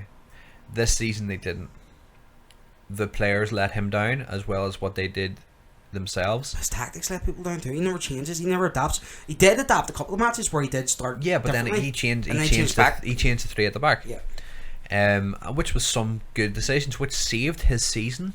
Yeah, because whenever he done that, they had positive results. Now everybody's going to sit and talk about Champions League and all that there sort of stuff. But they got further than everybody else. except Leicester. Do you know what I mean? They're always there. They had easy groups and had an easy. Well, Leicester had an easy grip. Yeah, but Leicester, you're comparing Leicester Leicester. got put out by Atletico Madrid. I know, right? The easiest way to sum up Arsenal for me, right, is that I'm going to give them 4 out of 10. Yeah. Well, no, I would give them a 5 because they did have up and downs. But like a 5 would be like them doing. A 5 or 6 would be like them doing what I expected, which would be 3rd or 4th. They didn't finish 3rd or 4th. Do you know what I mean? If they finished 4th, they were getting 5. If they finished 3rd, which is what you would probably usually think of an Arsenal team, Yeah. which they didn't, I give them 4. Besides Alexis Sanchez and Ozil at times, Mustafi had decent season at times. He had shit season at times. He gets a 4. I don't know about Arsenal. So you're giving them a 5? I give them a 5, yeah. Okay. So Liverpool, I'm going to start with Liverpool with giving them a rating first for Pezzi's sake, because he's going to be like, what? The worst thing about it is the fact that I'm I praise a lot over Liverpool, even though I am an Everton fan. I'm like one of the weird Everton fans that will go, I really like Liverpool. I'll be honest. See with their team. Besides the front 3, I think the rest of their team shit. But they performed. They're getting a good solid 9 out of 10. Yeah, I would probably give them an 8. I would have put them on solid boundaries. Was. See, like their top 3 performers statistically are your top 3 performers that you think of anyway. Coutinho, Firmino, and Mane. Yeah. Right. If Mane didn't get injured, or was he injured or he had African Cup of Nations, and then he got injured not long after that too. I think they would have finished above City. I think. Yeah. Klopp. We all know Klopp's a really good manager. Klopp's a lovable beep. You know, I just think I said this, and I've said this so many times to all Liverpool fans, and I've said, like, you know, the one reason why I hate Liverpool and I love them is love, that's not a bad word to use, and I like them is because of Klopp. He's just so lovable and he's so funny, but that team as well, he gets that team playing for him every single way. They're performing well over their capacity. Milner at left back should never be happening. I really honestly say their top 3 or their front 3. Sorry, there's not anybody in that Liverpool team I would take. No, possibly Joel Matip next year. Then there's a couple of people I would name out of that squad. Like I wouldn't. No, there was nobody else to perform for me this year where I'd be like, fuck, I'd love them in my team. Well, the front 3, obviously, yes. I wouldn't take Daniel Sturridge. No. I don't even think Liverpool would take Daniel Sturridge. No, I think he's away this year. Adam Lallana, very, very good. Some great footwork. Emery Chan has all the makings of being a boss. He's going to leave. We'll talk about that later. Joel Matip's a very good defender. Next year, I think he's going to be one of the top defenders in the league. Daniel Klein, solid. James Milner is just one of those players that he has adapted his career and his positioning to whatever is needed of him, and I think that's just very respectable because he's been a consummate professional. Like, he could have turned around and went, no boss, I can't play that. He started playing for Leeds when he was 15. Yeah, but no, I would say that there's a few players out of their team that are very respectable. But not Origi's a good player. He's alright. He didn't show anything. So is Martial. Do you know what I mean? But the thing is about Martial is you're not like boasting about Martial. You know Martial had a shit season. But I'm not boasting about Origi. I'm just saying he's good enough player. He's alright. Alright. I think Liverpool next year, if they get the signings to replace some of the faff, because they do have faff in that team. They have a lot of players that you're like, yeah, you can fuck off. Mm-hmm. Like their squad's not deep enough. You know. Yeah, which I think they need to work on this season. They need the challenge for the league and the challenge in the Champions League. Because don't forget, they only had really the Premier League to think of, and the FA Cup. They were playing twice a week. You know, like there was other teams playing 3 or 4 games in the space of 10 days at times. Yeah.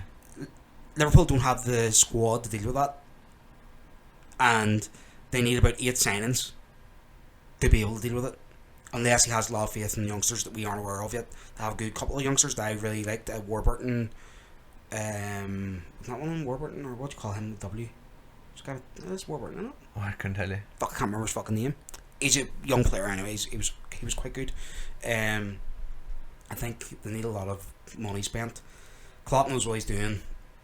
It's now up to the board to go and get Give them the money. targets. Like I said though, they get 9 out of 10 because for me they overperformed. I didn't see them getting top 4. I thought they were going to get pipped. Well, I seen them getting top 4. Sorry. You did. Right, so we're talking about the top 4. If anybody here that is listening right now has ever seen the Mic test episode. the mic test episode where it was the last time except for the E3 one where I was on, where we were talking football and Anto asked me what my top 4 was. Anto said in order, what is your top 4? Anto said Chelsea, Spurs, City and United, and Earl Me here said Chelsea, Spurs, City and Liverpool. Ding ding, your winner is, and I think I actually said that Arsenal would be 5th, we would be 6th and other way around. Usins would be 6th, Arsenal would be 7th and we'd be 5th, but that didn't work out that way. But top 4 was right. So we now move on to City. Yeah. I'm going to give City... Meh? City were 3. such a meh team I'm this going to year. give them 3 out of 10. I don't know. Like, see, whenever you talk about all the big teams this year and you talk about the top 4, the one team that everybody will always overlook this year so far has been City, because The squad there. they have a great squad, but it's more the fact that they just went meh. They got into the top 4. They're still Champions League bound, but meh. What else did you do? Nothing. I really They've got I didn't so even enjoy much- their football. Seeing less Gabriel Jesus was playing, I didn't feel excitement in that Yeah, team. you don't. But I think next season there's already been an overhaul at that club where he is bunged out.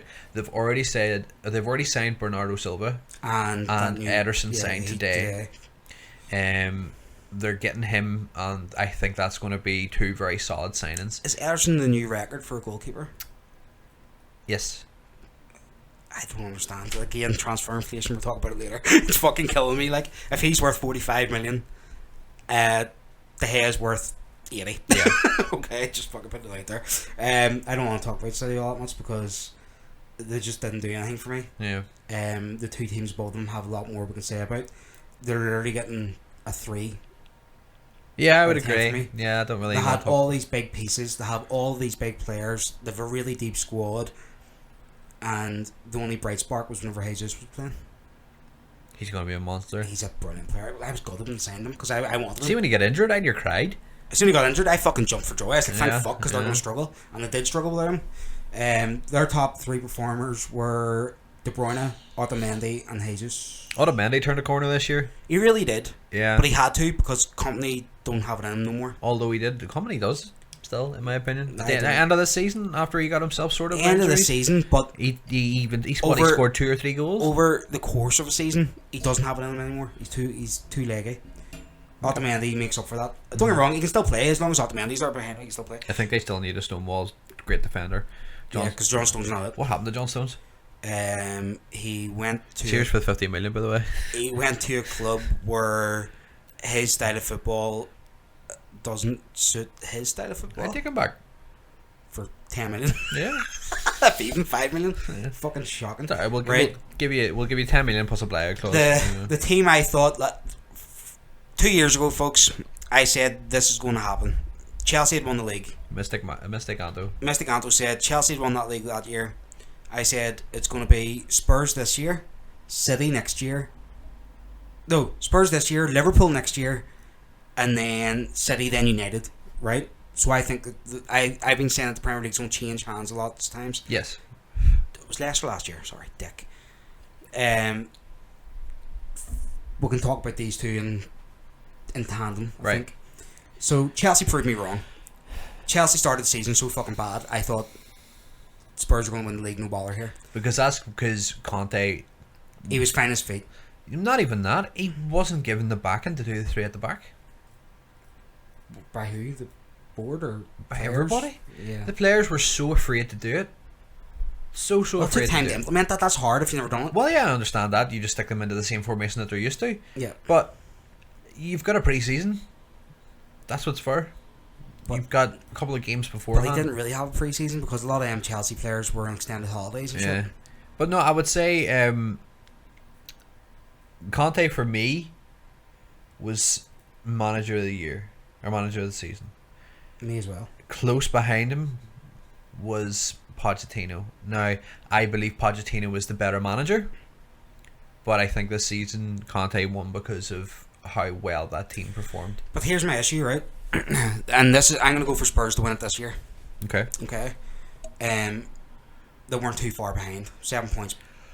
Isn't No, much. they were so close. They were so close. They just let To the themselves point where down. I thought that our predictions were going to be completely out the window. Yeah. Whenever I started seeing Spurs catch up on Chelsea, I thought, oh God, I was wrong. Yeah. Which I wish I had been wrong. Cause I would have loved you it. It know, would have been good for the league. Leicester and then Spurs. That would have been fucking phenomenal for the league. The three. This is interesting. So the three top performers, for each team: right. Conte, Oh, that was a given. Hazard, That was a given. Luis. I told you. I'm not convinced yet. I will revisit why I'm not Okay. convinced. Harry Kane, Christian Eriksen, and then it was Danny Rose. Danny But Rose. because Danny Rose had less appearances than Dele Alli, I put Dele Alli in third. Yes. Right. Well, that's understandable. Now, Harry Kane. Now, United are linked with every striker under the sun for spending big money. Give Spurs 100 million. Give Harry Kane 250 grand a week, and you've got the next Alan Shearer. Yeah. United will be set up for goals. The man isn't a one-season wonder. No. He scored over 20 goals in 3 seasons in a row since his debut season. Mm-hmm. He's legit. Spend the money, get him. He's proven. We're linked with Griezmann, who wants to stay at Atletico now because their ban's upheld. And even though if United meet the transfer clause, he's like, listen, I'm going to be loyal to my team. I respect that. Fair play to you, mate. You're the sort of player I want at United. I like players like that. Do your thing. Belotti, what? He had one good season in Italy. I don't want him. Murata, I would take Murata, but he's not worth 80 million. No. Okay, we're going to talk transfers later on. Harry Kane is, if any team goes and buys Harry Kane, Madrid, Barca, Bayern, any team, he's getting you goals. Christian Eriksen looks like he's Barcelona bound, apparently. Brilliant player. Brilliant fucking player. Andrew Herrera's been linked with Barcelona as well, but again, transfers later, I'm fucking gutted about that. Dele Alli, he's proven it as well. So this is why I want to do these teams in tandem. I would take Kane over Hazard, even though I think Hazard leaves this year. But I would take Kante over Eriksen, and I would take Ali over Luis. And then, if you're picking performers out, I honestly think Spurs have the deeper squad. Like, their bench is quite good too. Yeah. The players in the bench make a difference. Both teams are in the Champions League this year. They're going to have FA Cup and Capital One Cup. Chelsea, like Liverpool, have the smaller squad in terms of talent. Yeah. Chelsea have no bench. They had no bench. Like, they're playing Victor Moses at wing back. He's done a serviceable no. job, but he's not a fucking wing back. No, he is. He is now. You think so? Yep. I don't think he's going to prove the Champions No. League. I think he's going to get found out. No, I think he is now. I think Spurs are better suited for the rigours of next season, especially if they sign a couple of good players again. My issue is both teams are losing players this year. Diego Costa looks like he's going to go. Yeah, but then they're going to gain Lukaku. Eden Hazard looks like he's going to go. No, he's not. 'Cause Apparently he's injured for 3 months. He's going to miss the start of the season. So if it's going to be, it'll be Christmas. But even at that, there, I think he'll still just then stay on to the end of next season. Yeah. I think he may go. No, I don't. He can't go anywhere when he's injured. Spurs are going to be losing Kyle Walker and Danny Rose. Yeah, well, I know I can see them them boys losing. want money and they're not prepared to pay them. I can see them losing Kyle Walker. Alderweireld is still waiting for a contract. Yeah, throw money at that guy. Like, they need the. They have the two defense. best centre backs in the league. They have to keep that defense. Yeah. So, if my question to you is, if both teams lose these players, Yeah. how do they do next year with the rigours of extra football that they didn't have? Both teams didn't have it this year, which does play a big factor into how they've done. For me, because Spurs don't have the game management and the experience with the players they've got for a long season. Chelsea don't have the squad for a long season. So my question is this: who performs the better next year? Spurs. I would agree. I don't see Chelsea winning the league next year, even with Conte. They need to spend. I do. I can see it happening. I can't see it happening, but I think it's going to be the same. I think it's going to be a closer finish than what it was this season, and I think there's going to be just Spurs again this season. I could be wrong. City could end up having a bomber. I think City, Liverpool will be up there if they deepen their squad. I generally think the top four might rotate a wee bit, but I think it's going to generally stay the same as it is. The same top two. Yeah, London. because unless United buy a lot, and unless Arsenal eventually buy something, I can't see that. And City need to spend big money too. Yeah, I can Like, only teams I can below see them us breaking into the top six, but I can't see us. The getting teams into the top below four. Spurs and Chelsea are in flux. Yeah, And United have been for 3 years. Liverpool have been in flux for fuck knows how long. 20. Arsenal have been in flux now since the trophy drought began, really. Their FA Cup every now and again. I actually have to revisit that. Arsenal give a 6 because they won the FA Cup. alright. Forgot about that. So did I. Shows you how- Sorry, Boiler. that's good If you're straight. still listening, Boiler, and you haven't fucking turned it off. Oh, Greg Shakespeare signed a new deal with. Yeah, I've been waiting for that. That's been in talks. So I honestly think Chelsea get a 9 out of 10 because they started the season so shit, Yeah, but they maintained their good form, so they get a good solid 9, and Spurs get 9 out of 10. There was no teams got 10 out of 10 for me. I'm a tough bastard to please. yeah. No, well, I would agree that there was no teams 10 out of 10 because there was no runaway. There's no runaway outstanding overall teams. Yeah. There should never be a 10 out of 10. Like, if you're doing 10 out of 10, you should be judged by trophies. United get 10 out of 10. Leicester would have been 10 out of 10 last season. Oh, 100% Leicester Yeah. 10 out of 10. But I think generally this year, there'd be. No, there was no team No. that deserves it. So that's our Premier League table from top to bottom. Thanks for listening, folks. If you are still here, I don't know how long are we on for here. 1 hour and 41 minutes. Jesus. So So, and yeah. we're still going. I want to sort of fit the rest of this in like the next hour Yeah. because I'm hungry. I'm hungry. But no, I think I think overall it was a great season. It was a very interesting season. It was topsy-turvy. I think it was the season of building Like, John, because there was a lot of new managers. there was not teams new that players, threatened to do well. and then and did, tailed off. and then there was some that didn't. Yeah. I think next year is going to be an outstanding Everybody strengthens. Premier League. That's yeah. what I love about the Premier League. Everybody strengthens. Everybody always strengthens every year. There's always somebody new to buy. Yeah. I think there's going to be a lot of surprises. I think there's going to be a lot of different bits and pieces that are going to make everybody go, I love the Premier League. And then there's going to be another people going, I hate Stoke. But I think it's going to be such a great season next year. Right. So we'll move on to our next subject no, then. I want Sir. to ask your team of the season first.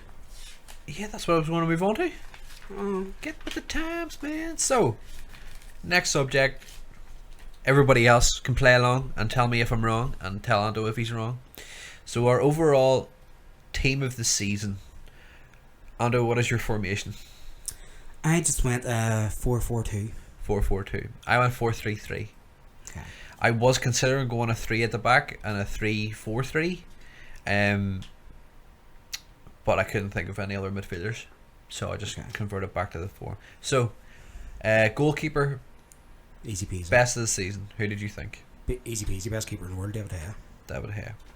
I also had David De Gea. There was a lot in me that wanted to put somebody like Courtois in because yet again he just had that defence in front of him that he barely put a foot wrong, never did anything wrong.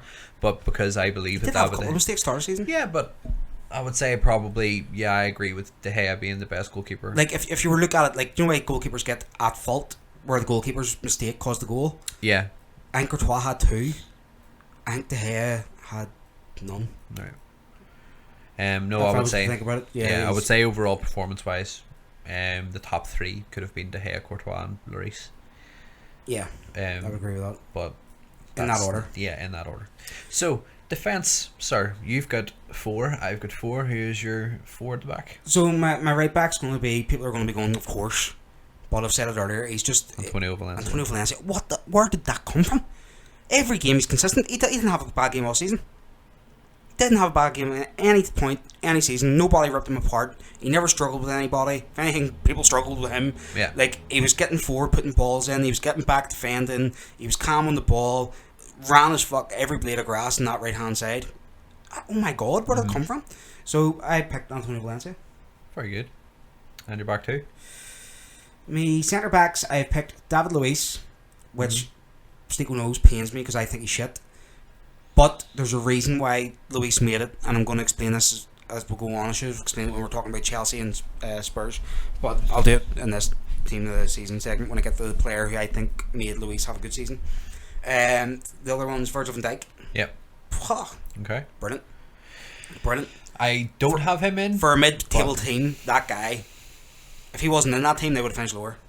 Yeah, but they didn't have him in the team, really, for what, 6 months?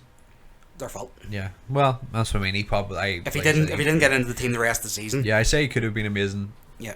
But I think for what he showed, he's up there. Yeah. And then I have Danny Rose. Danny Rose. That guy. Danny Rose. He's very black for a very white name. Yeah. Rosie. Right, so that's credible enough. But Kent, no. My right back is Azpilicueta. Now, I know he played centre back a lot. At the back three. But he's still a right back. He was played for left back and all that sort of thing, but it shows you how versatile he is, and he barely put a foot wrong, along with the two defenders that I have with him, which was Cahill and Luis. I also will throw him right in as Marcus Alonso as the left back that I've chosen, because that back four of Chelsea, Victor Moses was more of the wing back than what Alonso was, even though Alonso did score a few. He got forward really well, I think. Yeah, but that's what I mean. That back four that they had, as well as Moses, I will include him, were just brilliant. The best defence in the season. Alonso just shadows in, doesn't he? You don't see that coming. He's very, very good. Great buy. So my midfield, right? Now you picked the Chelsea defence, but I'm going to put this to you. Without this man in midfield, the Chelsea defence would have found it a lot harder this year. So they would have... Nemanja Matic? No. Kurt Zouma? Yeah. No. N'Golo Kante. Aye. If Kante wasn't in that team, Luis would have been found out, because there was times where Kante protected him from the more impactful players, and Luis, as we've known from Chelsea and PSG, if he gets on to somebody that knows how to beat him, more times than not, he either fouls them, gets a red card, or gives away a goal scoring position, or he wasn't found out, and he had a really good season in tandem with Kante, I think. Yeah. And Cahill's a good defender. I don't think he's world class defender. I never have. He's no John Terry. He's no Rio Ferdinand. No, he was solid. He's solid. But again, if Kante wasn't in front of him, players with pace would have torn him apart.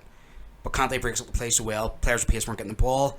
I think without Kante, that back three would have struggled. So he's in my centre. My other centre is Dele Alli, who is one of the best young talents in football. Yep. Without a doubt. Just don't think you understand. He does have a lot of talent, and I just think we don't know how good he can be yet. It's hard to think. He's what Ross Barkley should have been. It's hard to think he was non-league, wasn't he? MK Dons 3 years ago. Oh, I don't know. I would have to look that up. No, not I want to say he something was like championship or something. I want to say something like MK Dons or somebody like that. He came up from Preston. And then I have Mane and Hazard out in the wings. Mane was brilliant for Liverpool. Without Mane, Liverpool would have struggled. Whenever he wasn't in the team, they did struggle. They performed well in a few matches where he wasn't there, and fair play to Klopp because he sorted the tactics out to compensate that. And Coutinho and Firmino stood up and were accounted for. Origi had his best spell around then. Eden Hazard showed again that he can be a world class player when he wants to. Yeah, he sort of went on with what he had at the end of last season. Yeah, he really turned it on. So what about your midfield? My midfield, I have two of the same people that you picked. Was Kante. I just thought he was outstanding as per usual. He's a breath of fresh air through midfield for a midfielder. Brilliant. And then obviously Dele Alli. Very jealous of what Spurs have in Dele Alli, because like I say, he should have been what Ross Barkley could have been. Sorry, or he is what Ross Barkley could have been. He's just a player that Pochettino's nurturing him properly. Yeah, he's done very well. The only thing that he needs to manage is his hot streak. He has a very, very high temper. Yeah. And I've seen it a few times whenever I'm watching Spurs. That's young though. Yeah, but that's what I mean. He needs to get that out of his Nah, he system doesn't. very, very quickly, I think. Wayne Rooney never done Wayne Rooney any harm. I like Well, it. I yeah. like it in the player. Yeah, well, I just think that sometimes he can get himself in trouble, which will not do his team well. Do you know what I mean? You have to think more so about the team than your own temper. And then my third player, sort of just in front of them two, would have been Kevin De Bruyne. I personally think behind Luka Modric that Kevin De Bruyne is the best midfielder in the world. There's It's hard to argue with that. there's a lot. Yeah, speak for themselves, stats themselves. What he was at Chelsea and was never used. It was a Genk. He was at before. He then went to Chelsea, was never used, was thrown out on loan, and proved himself in the Bundesliga. He then was bought and came into the Premier League, and has not put a foot wrong No, since. he's consistent. I think next season you will see him flourish with all the attacking talent that City have in front of them. He's going to be top assists next season, and I just think this season yet again he had another consistent campaign. So I just think that in my mind De Bruyne should be in that, but I don't disagree with yours. Obviously your formation's different from mine, but No, De Bruyne, he was the only player out of City besides Gabriel Jesus. He didn't play enough games because when he started playing in January. Yeah. He was the only player to make an impact. Mm-hmm. Well, Aguero, he scores goals, but you know. Yeah, even Yaya Toure had a good season. He did actually. Yeah. But Up front. we skipped City. We were like, meh. Yeah, fuck you, City. Up front, I have Zlatan Ibrahimovic and Harry Kane. Yeah. 2 goal machines. Mm-hmm. And Zlatan was put in there ahead of Lukaku simply because of the age thing. I thought Zlatan would have struggled with his age coming into the Premier League, and But his if he football was and- still but, fit, yeah, his football and brain saved it. yeah, if he was still fit and was playing games, I think he would have possibly finished as one of the highest scorers, if not the highest. Yeah. I'm gutted because I don't think he's going to get a new contract at United, so I don't think we're ever going to see if he could replicate that in the Premier League. Do a Samuel Eto'o and come to us. And then leave for fucking China or something. Yeah, why not? Be great. And then Harry Kane as Can you imagine the shirt sales? is just a goal machine. No, Harry Kane had an outstanding season again. I was gutted He whenever can break Shearer's record. He's the only player I can see doing it. whenever he beat Lukaku the second to last game of the season, he went ahead of him by 2. Scored 4 goals in one. 4 goals in one game, and I went, yep, that's it, done, because we were playing Arsenal the last game of the season, and I said to myself, like, there's not a chance are we beating that Arsenal team, and not a chance is Lukaku going to be scoring that many goals. And then he scored another hat-trick. I was like, do you know what, that just goes to prove how he is the best striker in that league. I think he's one of the best strikers in the world. With my front three, obviously I agreed with you with Hazard. I have Hazard up front with Kane, and then I have Lukaku in. Generally because of how good he is and can be. Yeah. And Well, the Lukaku's brilliant. potential. Like, don't get me wrong, it was a hard choice to leave him out. Yeah. Oh no, don't So it worry. was, because But I love Lukaku. If he came to United, I wouldn't complain. the potential that guy has is unreal. Kane as well. Kane has the potential to do really well. Hazard already is hitting his potential. But I think between them two, they both stay at their clubs. Or obviously they both stay in the Premier League. I think we'll be seeing battles between them two for the next 2 to 3 seasons. Yeah, definitely. Because if Lukaku goes to Chelsea, he'll probably stay Score there for more. maybe another 3 or And he'll 4 score more years, goals. and then he could be off to like somewhere like Spain or I think it's just Bayern Munich. Bayern Munich. Yeah, I would say he would be a Lewandowski replacement. Yeah. So he would. He would If be very Lewandowski got that Real Madrid move, he's been whinging about. Pining He's for it, 30 yeah. now. He's not going to Real. good. No, I can't say that anymore. If he wants to Especially- move, he joins United now or never. I'm sorry, but why would you replace Benzema? I don't know. Exactly. But that's a different league. But yeah, that would be my front three. So I think both of our teams very credible reasons Oh, for why 100%. we have them in. I don't think there's many people that could have disagreed with your choices and my People are going to whinge choices. about the right back, but fuck is No, Antonio well, Valencia. I would wholeheartedly agree. It would have been between Azpilicueta or Antonio Valencia for me. Kyle Walker had a good season. Seamus Coleman broke his leg. Yeah. But Well done to Liverpool fans for, singing about it and being happy about it, you cunts. did they? Did you not see the video? No. Liverpool fans going, there was some song about Seamus Coleman breaking his leg and they were all laughing all day end of it. Never heard that. Did you not? It's alright. I'm just going to ignore that. That I didn't hear it. So, yeah, okay. Okay. Team of the season done. Right, so we'll move on to our next. So, I want to. Manager of the season and player of the season. Let's do this real quick. Manager of the season, Antonio Conte. Yes. Alright, player of the season. The same sort of name, but with a K at the start. And Golden Conte. So we'll both agree with that. Yeah. Okay, right, fine. Who do you think was the best sacking of the season? This is a really weird question, but who do you think was the best sacking? Who do you think was the most influential sacking? I think you have to go with the proof in the pudding, and as it got me to say, Ranieri. Yeah. If Ranieri was still there, then players weren't playing for him, they probably would have been relegated or near relegation. Shakespeare, they won 5 or 6 games towards the end of the season. Yeah. And they did well in the Champions League. And they did well in Champions League with him, even though it was... You were coming up against the best teams in the world at that point in time. So, yeah. I would say mine would go up there with Pardew. Pardew got sacked from Palace and then Big Sam took over. Because Palace were in relegation, weren't they? Mm-hmm. They were in the... Yeah, and then he ended up saving them. But yet again, it's tit for tat there because you could have either, picked either one on. Yeah. But, yeah, so... Best transfer of the season, best signing this season. It's hard not to go for N'Golo Kante because of the impact he had. But because we got him for free, I'm going to go Zlatan. Right. Because he was free. Because he cost wages. Right, yeah. Well, no, I can understand where you're coming from on that one. But if you're talking about for money transfer, Kante all the way. Yeah. I can't disagree with Kante. I think Kante was the pivotal decision in how Chelsea ended up this season. I was gutted when I wanted United to put a bit in for him. You're like, why didn't you? Imagine him Pogba in midfield. Fuck me. Well, you've got Herrera there anyway. Herrera's going to prove it next year. Yeah.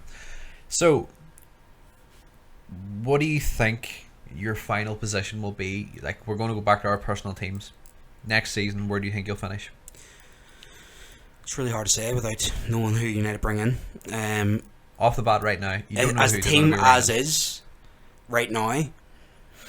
If we had players playing with confidence, i.e. Luke Shaw, and if we had players maintaining their fitness, i.e. our fucking central defenders that are constantly fucking injured over the last 3 years, I would like to say we could finish third, second. Like, we do have the team for it. The youngsters are proving it. Some of them youngsters come in at Palace, and I was like, why aren't you playing during the season? Like, we'll have Axel Tunzabe, we'll have Timothy Fosu-Mensah, we'll have Dimitri Mitchell, we'll have Angel Gomez, you're going to see more of next year. Mm-hmm. And anybody wants to see why Ronaldinho sent that guy a video saying he can't wait to watch him play next year, just YouTube him. Yeah. Angel Gomez is a Brazilian guy that just happened to be born in England, in Salford. He's Nani's cousin, if people don't know that. Is he? Yeah. Very good. He's Nani's younger cousin. United have had him since he was 8 or 6 or something, and he's 16 now. Youngest player ever in the Premier League for United. Youngest player since Duncan Edwards for United, and the first player in the Premier League to be born this century to play. Oh, very interesting. There's been a couple of them this season, I've noticed. As in this century, players starting for their teams in different countries. Yeah. There's one in Italy. I think Donnarumma would have been one. Donnarumma's 18 now. He would have been before. Yeah. Well, there was a couple of He's the youngest ever goalkeeper in world football. I'd like to say professionally. 16. He started in nets. 16-year-old in net. That's ridiculous, like, isn't it? Crazy. But here, like his namesake, he's Gianluigi for a reason. Yeah. I honestly think United can next year, with better game management and Mourinho having time to implement his ideas now further. Like, you have to think, United players were so used to having zero freedom under Van Gaal for 2 years that did they need a coaxing to get that back out of them? That self-belief that they lost. You know, a lot of players struggled under Van Gaal to show any creativity. Like, Mkhitaryan would never have been a Van Gaal signing because he's too flamboyant. Marcus Rashford's going to have a full pre-season under his belt again with the first team. Anthony Martial looks like he's going to stay, and I think he's starting to listen to Mourinho. Like, towards the end of the season, Martial started playing well. He was more impactful, and I think during the start of the season, into the mid-season, Mourinho was demanding too much of him, and Martial didn't know how to take it. It's that typical French le sulk, like we just talked about Payet and Elka and stuff. So if he starts buying into the philosophy of Mourinho and starts working hard, tracking back, like, see, whenever there's one thing, Martial had a bad season, right? But at any point you were watching a game, that man was running a defender that you didn't set forward. The man frightens defenders. He is one of the best dribblers of the ball in football. Like, he is going to be a top quality fucking player. He just needs to be managed properly and have belief in himself. Rooney's going to be a loss, but he wasn't there all season. Rashford's taking that place, second striker. With like Josh Harp and all there, I really think we're in good shape for next season. As is, like, if we didn't make any signings, I'd be gutted. But as is, if we brought through the youngsters, I think we could finish top 4. Yeah. And we should next year with signings be challenging for the title at least. If we don't close that 20-point gap to 9 points or less, it'll be a disaster season for Mourinho again. Because unless we're in the Champions League final, win the FA Cup, Capital One Cup, Community Shield, Super Club Cup, or European Club Cup, whatever it is, and the World Club Cup as well. Yeah. European Super Cup and the World Club Cup. We need to win 3 of them trophies and finish in the top 4 for it to be a successful season. Yeah, I can agree. Because there's big money in that team. He's going to spend big money again. Yeah, well, you need to be right up there. If you're going to spend the money, you need to be up there. You need the European Super Cup, we're not going to win it. Real Madrid too fucking good. Yeah, we should have an opportunity. We've an opportunity, but Real Madrid are fucking good. Yeah. Capital One Cup, notoriously fucking hard to defend for some reason, that cup, I swear to God. See, for being people go like it's Mickey Mouse Cup, it's actually a fucking hard cup. I don't know. There's no Mickey Mouse Cups in my opinion. Anybody that calls anything a Mickey Mouse Club is just annoyed that they're not in it to win it. Yeah. Like, on my list of priorities, down is low, but it's a hard cup to win. FA Cup. We just like to win anything. I'd love to win the FA Cup again just because it is prestigious. It is the most prestigious Trophy in England next to the Premier League. Like, you know, if you're going by trophies across the world, you've Champions League and then the FA Cup for me. Yeah. In cup competition. Yeah, well, no, that's true. I would probably agree. Yeah.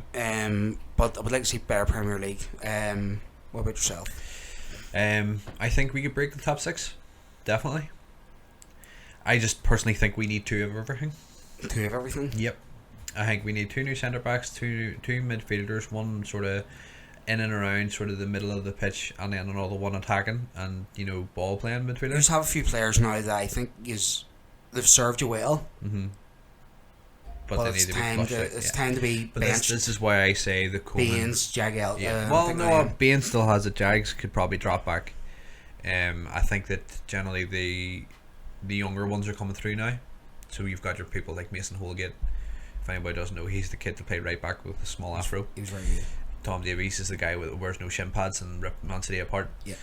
And if that was Messi scored that goal, that would have been goal of the season. He has the blonde locks of the most beautiful man in the world, but he's not. We've got plenty of options. We have a good strong team, but we need to add more, and we need to make it stronger, especially if we're going into the European. Now, we start in July. Yeah. That's when we start. Against fucking Cliftonville or something. God knows. God, yeah, I tell you what, I was like, Cliftonville, you'd be happy because you might have to go to Russia. Do you know what? Say if we play Cliftonville, I'll get to go see my football team. Happy days. I get to go. But no, I'd say 2 of everything. We'll get rid of Lukaku. I would like to see it in excess of a 15 million or more. It has to be. I need to talk transfer inflation. He still has 2 seasons left on his contract, and still 25. 25. Yep. 24. 23. He's been around for a long time now. No, yeah. Well, since he was like 19. It's ridiculous. But yeah, I would say 2 of everything. So, yeah. That's a lot of money. So, who do you want to see in the Premier League? It doesn't have to be your team, player or manager. Who would you like to see in the Premier League next season? I'll do a player and a manager if that helps. Mm-hmm. We'll just do it that way. I think he's been linked back to the Premier League, and because he was a character, Van Gaal, I would like to see him back in the league. Who do you think he goes to? He's been linked with was he linked with Watford? I think he was linked with Watford for a while. Can you imagine him in yellow? That'd be funny. And then he was linked with, was it Southampton or something? He's been linked with like a couple of clubs that, you know, like their managers never fulfilled it. They still haven't had their end of season meetings. People don't know if they're going to be there or not. Yeah. He was linked with a couple of clubs. I'd like to see him back. I'd like to see him, like I said earlier, I think he's a good fit for Everton. Coleman's obviously going to stay because he didn't do that bad a job. It's just I don't think he's the man to progress you into where you want to go. Mm-hmm. He's right now, he's good for maintaining the ship, but I think to like bring in like that culture of we can push forward now is Van Gaal, because like Van Gaal was shit, you know, but the guy won the FA Cup. Like, yeah. A lot of them players first taste of trophy was under Van Gaal, you know. He did finish fourth one year, won the FA Cup next year. He done alright. He wasn't brilliant, but he done alright. I think it was just too big a club for him. Player wise, I would, as much as I'd like to see Griezmann, I'm glad he's a loyal guy and said he was going to stay at Atletico. I think he's going to be able to miss with Premier League next year. Alvaro Morata's been linked with Chelsea and United. I think he'd be a good addition. But the guy I would love to see is Put you on the spot now, haven't I? Pierre-Emerick Aubameyang. Yeah. I have him down my list of transfers that I could see coming to the Premier League or moving in and about. Managers, I'd like to see Simeone come into the Premier League. He's staying though. I know he is, but that's someone that I would like to see in the future to come in. Yeah. Yeah, Van Gaal would be a laugh to have back in. I just don't think the guy's funny. For him and Mike Smalling. I can't. Yeah. But no, I don't know. Manager wise, I'm not 100% Laurent sure. Blanc, like he's available. Like I would like to see him coming. Yeah, but there's no big clubs. Why doesn't he go to Arsenal? I thought he was going for Arsenal. Damn it, that's that Because French, PSG play very attacking football. French connection. Do you know what I And mean? it was his football at PSG. Yeah. That. I'm trying to think of other players. I would like to see somebody like Edison Cavani come into the Premier League. He's on too big. James Rodriguez.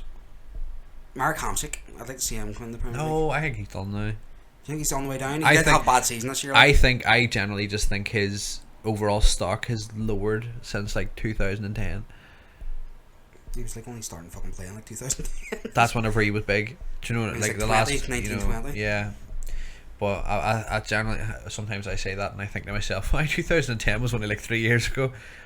That's I would give that effect. But I don't know. I would like to see Lacazette in the Premier League. Le Tape Recorder. He's brilliant. He's a monster. He is brilliant. But no, I would like to see Lacazette come to the Premier League. I would love for him to come to us. Yeah. I don't know how we're going to get him because everybody else will want him. Liverpool look like they're being linked with him heavily, but everybody who Liverpool are linked with, we're linked with. So I think it's definitely just the same person who's walking by the stadium and goes, here's the same. It's the fucking same thing. guy that works for the Liverpool Echo. Yeah. Just Swear to God. Oh, Liverpool are linked with him. clickbait. Yeah. Both. But I don't know that. Well, those are the people that I would like to see. General people who I think will be moving about this year will be Morata, Lacazette. I don't know about Aubameyang. I think he might be staying now. I don't think that manager was a big enough appointment. I think he's No. going to go. Well, the Ajax manager. I don't think he's a big enough appointment. Sturdy enough, like.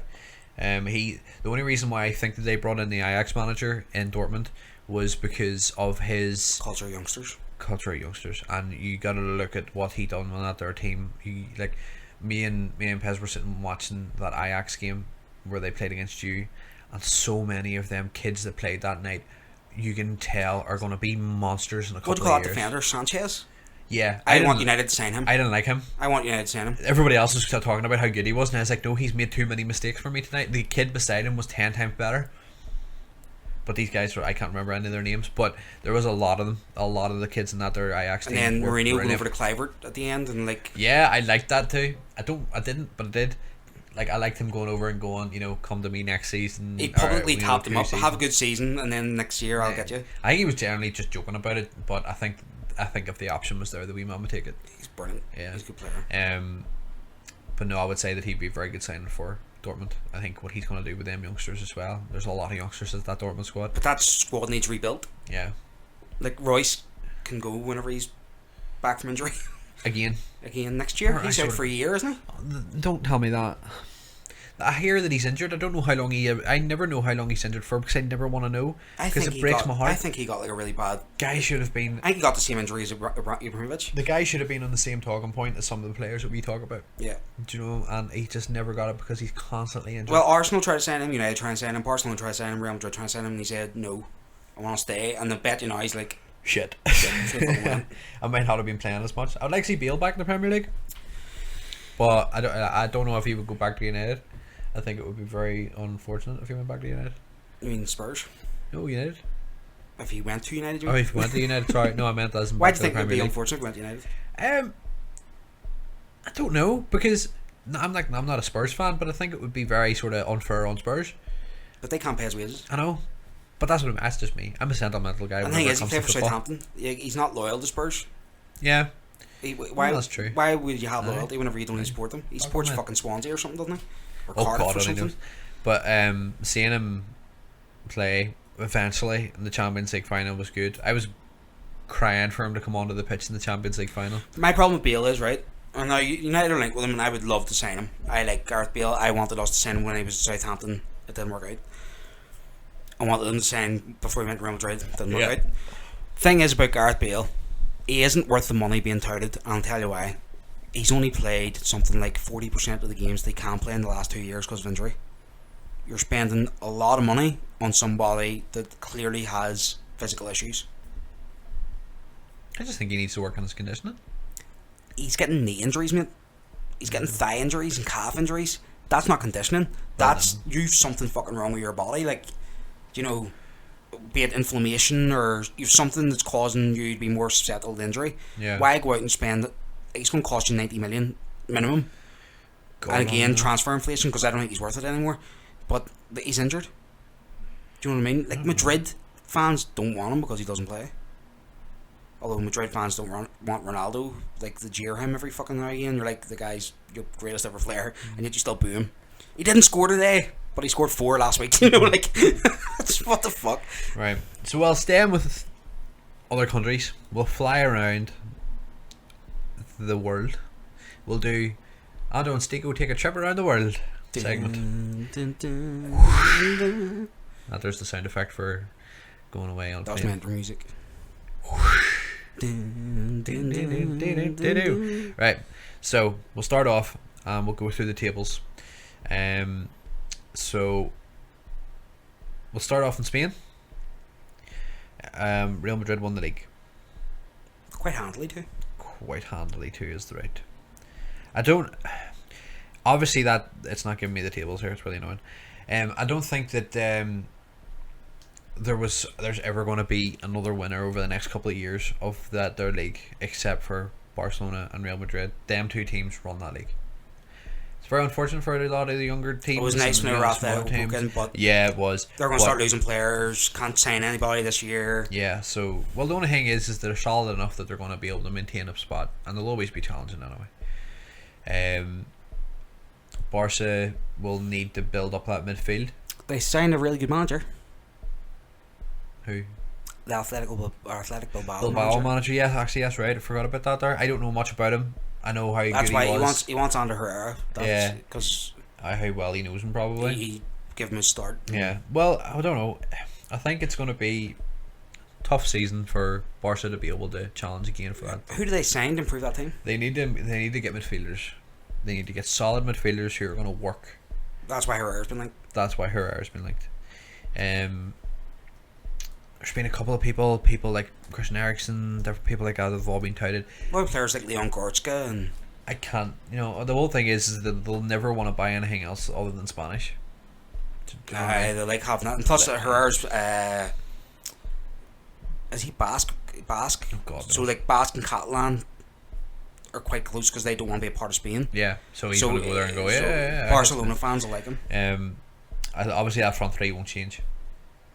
Too good. No, there's nobody else. Who Well, else is- Neymar is in a lot of trouble money wise, and so is Messi. So I think Neymar, if he wanted to get his head away from Spain, he might jump ship this summer. But I think all this talk is I know the money issues are big there, and I know if Messi doesn't pay a fucking phone bill he's going to jail for 2 years. But Neymar, if he wants to stand out of the shadow of Messi, he needs to move. If he wants to get away from all the bad press about his transfer and his taxes, he needs to move. The issue is he's going to cost a hell of a lot of money, a hell of a lot of wages, and I think he's doing this to pressure the Barcelona hierarchy to pay him Messi money, because he's only on 170 a week or something. Yeah. Can you see any big players going to any of the teams this year? In Spain, yeah. Mbappe to Real Madrid. Mbappe to Real Madrid, but Real Madrid need to sell players to get Mbappe. Apparently, they have zero transfer funds. Yeah, that's why I think Morata will have him. But Morata, there's a couple of transfers. Okay, there's a couple of transfers. Morata is in a bit of trouble with his transfer simply because Real Madrid are asking over the price. I think transfers have become overinflated. So that's where I'll bring this in now while we're talking about this, because it's perfect. You've had world-class players move for what I considered world-class money. Ronaldo, Bale. Even though I thought Bale was a bit overpriced. I think Bale should be sold for about 50 or 60. Luis Suarez was sold for 60 or 70. Yeah, something like that. I think he was worth that money. Problem for me comes in whenever you're getting Bale going for world record fee, Paul Pogba coming for a world record fee, Gonzalo Higuain is not worth that money. You know, it's pushing the rest of the market up. Anthony Martial, all in, is going to cost United 52 million if he wins a Ballon d'Or in the Champions League. Do you know, he cost 35 or 36 up front. That's big money for a guy that he didn't prove anything when he was in Monaco. And like Mbappe's the exact same situation. Like Martial had just as good a season as Mbappe did the season before he joined United. Didn't score as many goals, but he played in a different position. Mbappe's not worth 113 million pounds. That's 125 million euro. How is he worth it? It's a crazy. How's Mustafi worth 40 million? How's fucking, like, there's championship teams signing players for 20 million. Championship teams. Why? The fact that there's people in this world that are worth a million pounds is baffling to me. But you see, no, it's not baffling to me anymore, because see, with sponsorships, the Sky money and all the TV rights and all the games rights, and players are transferring for what they're worth in merchandise. There's a lot of factors to make up a transfer fee. But whenever you're just going on a footballer being a footballer, like Ellison just joined City. Oh, Ederson, sorry. Yeah. Just joined City for 45 million. Gianluigi Buffon cost 40. For 34.7 million. 34.7. What was Buffon's? Oh, Kindle. That was just Sky Sports telling me. I think Buffon was 40. How's that guy, who's had one decent season for Benfica, worth? Ederson's been there for a couple of seasons. But he's had one good season. Like, you know, like, he had a decent season and then he's had a really good season. That's what I'm getting at. Yeah. Mbappe's come in from the reserves and he's had a really good season, and all of a sudden he's worth more than Ronaldo ever was. I don't know, like you call it, the inflation of money is ridiculous. The amount of money that people worth 35 million. The amount of money that people are flying about and throwing. We got Lukaku, like you talk about all these big signings. We got Lukaku for 20 million. But that's what I'm getting at. Do you know, whenever you and look we're at it, probably going to sell him on for 60. Yeah, but like, he's not even worth 60. If you were to, John Stones, we bought him for like 4 million. And you sold him for 50. 50. Raheem Sterling went to City for 50. It's because they're English. Do you know, I know whenever you're buying a player from your own country, especially England, because the talent isn't there for the top teams, that you're going to spend over the odds. But like, we got Wayne Rooney for 24 up front. Do you know what I mean? 24 up front with 6 add-ons. Luke Shaw became the most expensive teenager in history in world football for a whole season for 30, and I thought he was going to be worth it. Yeah. Obviously he hasn't shown it, but like, I thought that was inflated. Do you know what I mean? Like, we all agreed. We were like, that's inflated for a teenager. Yeah. But now they're talking 100 and... There should be caps on the ages. I don't think there should be caps on ages. I think there should be caps on finances. I think it's time for world football to recognise that this is going down a dangerous path, and a lot of clubs are going to find themselves where Leeds and Aston Villa did whenever it comes to finance. Yeah. Can't afford wages and can't afford transfers, and they're going to go down, and they're going to find it hard. Like Portsmouth went into the second division, I was going to say, into League One because of dropping below financial fair play rules, what they were expected. So they got 10-point reduction or 20-point reduction, and then that sent them down because of their finances. Yeah. A lot of teams. I support Manchester United, right? So I'm a supporter of the wealthiest club in the world. Even though we owe 400 million or 300 million, whatever it is now, in debt because of the Glazers, we can still finance that. Like, if we wanted to, we could clear that in the season. Yeah. Right? But the Glazers want their dough, so they take big money out of the club every year. But yet we still post massive profits. Real Madrid can't afford Mbappe. Real Madrid, because of financial fair play, Real Madrid, for people that don't know, used to get their money from the Spanish taxpayers because the King of Spain bailed them out twice whenever they overspent during the Galactic era. Yeah. And the King of Spain went, right, you owe, I think they owe 250 or 300 million in debt, and the King of Spain got that written off. Right? Yeah. And then, like, now financial fair play is like, well, you can't have these. Like, Abramovich just can't give Chelsea money.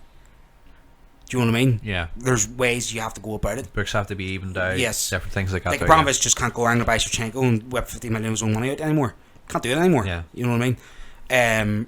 So, Real Madrid need to sell. Real Madrid selling Morata still doesn't give them enough. I think they've got a transfer today of 30 or 40 million. Still doesn't get enough to buy Mbappe. Yeah. So they have to sell two players. Morata's not worth 60. James Rodriguez. James Rodriguez is going to go, but he's not worth. They're asking 70 for him. How's he worth 70? He hasn't played. I would have thought he would have been about 30. I think he's worth 25 tops. 30 at a push. Yeah. Because he's still young. Do you know what I mean? Morata, like, they don't even fucking play him. He scored 20 goals. Yeah. He's worth maybe 35, 40. If you're being realistic and thinking about it realistic terms, do you know what I mean? Like, Danny Welbeck went to Arsenal for 18 or 16 or whatever it was. Like, that's around what he's worth. United didn't push for over the odds, and they should have. They should have pushed for over the odds. You probably would have got 30 because he was a young player. But then you wouldn't have sold him. Probably, that's what I'm getting at, though. Do you know, like, it's a strange fucking thing, transfers at the minute. Like, Gonzalo Higuain was worth 40 tops. Yeah. And he sold for 75. Yes. To Real. Yeah. No, to Juventus from Napoli. Yes. Sorry. Aubameyang's being touted for 60 to 70. Aubameyang's worth about 50. If you're going on age and goal scoring quality and all. Performances, yeah. Yeah. Like, Lewandowski went for 30. Yeah. You know, like, you have to look at this and go... Lewandowski not free.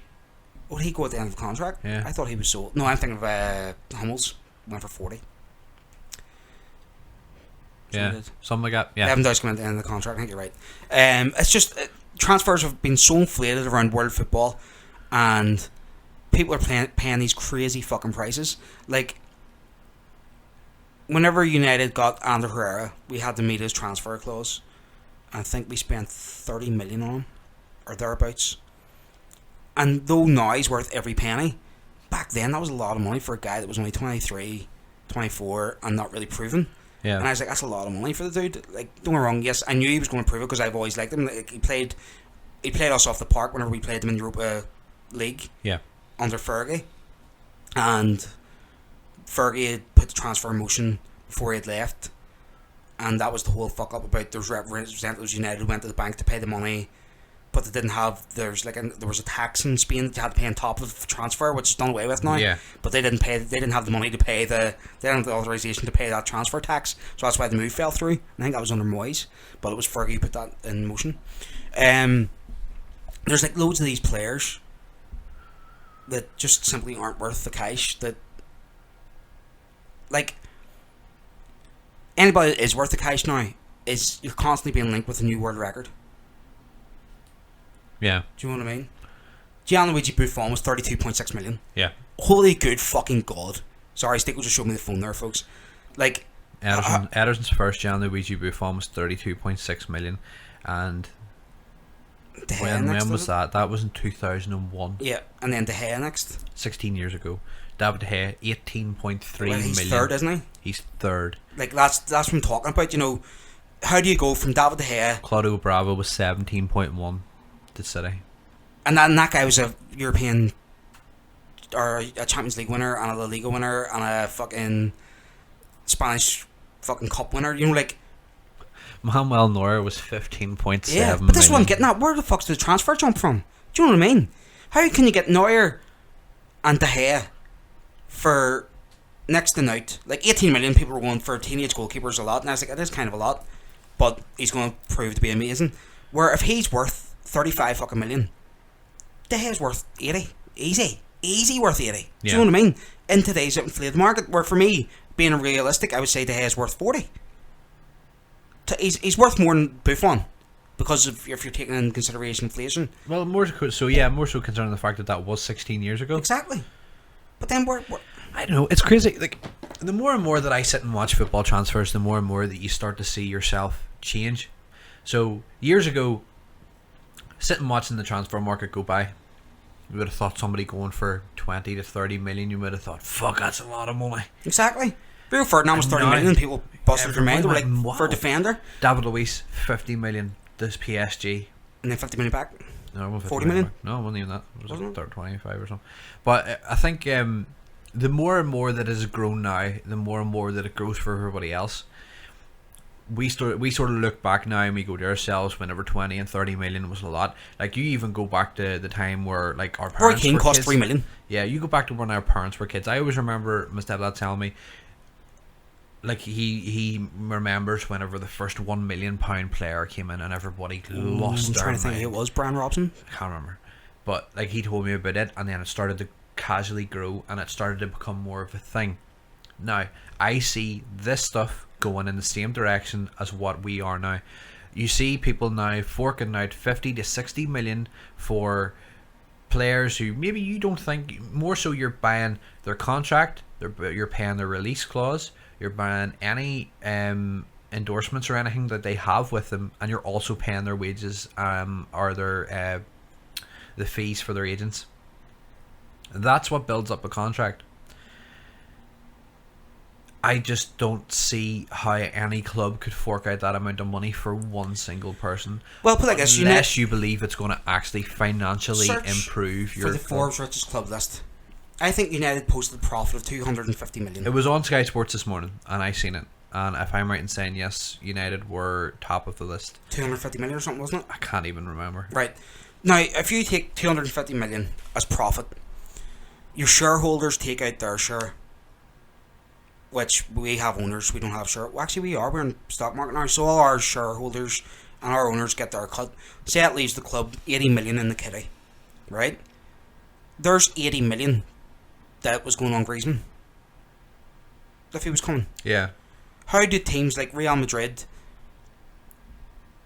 justify their money, because they can't afford it. They don't have the money to do these operating costs. Like, I think, is it Atletico aren't meeting financial fair play? Who isn't meeting financial fair play? And United are like, yous need the money, yous will take this offer. No, it's Inter Milan. Inter Milan need 40 million to meet financial fair play, and no one else is going in for any of their players. And United are going, we want Perisic, we think he's worth 35, but we'll give you 40 because we know you need the 40. And Inter Milan are going, we want 60, and United are going, we're not paying over the odds. He's not worth 60. He's not even worth 40. Like, around 30 to 35 for Perisic is about fair. Yeah. Right? And Inter Milan are going, no, you're going to have 60 because no United have the money. And no United need a player of his ilk, you know. But United are right in saying, listen, come June 30th, Eugen's the one getting the fine and points taken off his next season.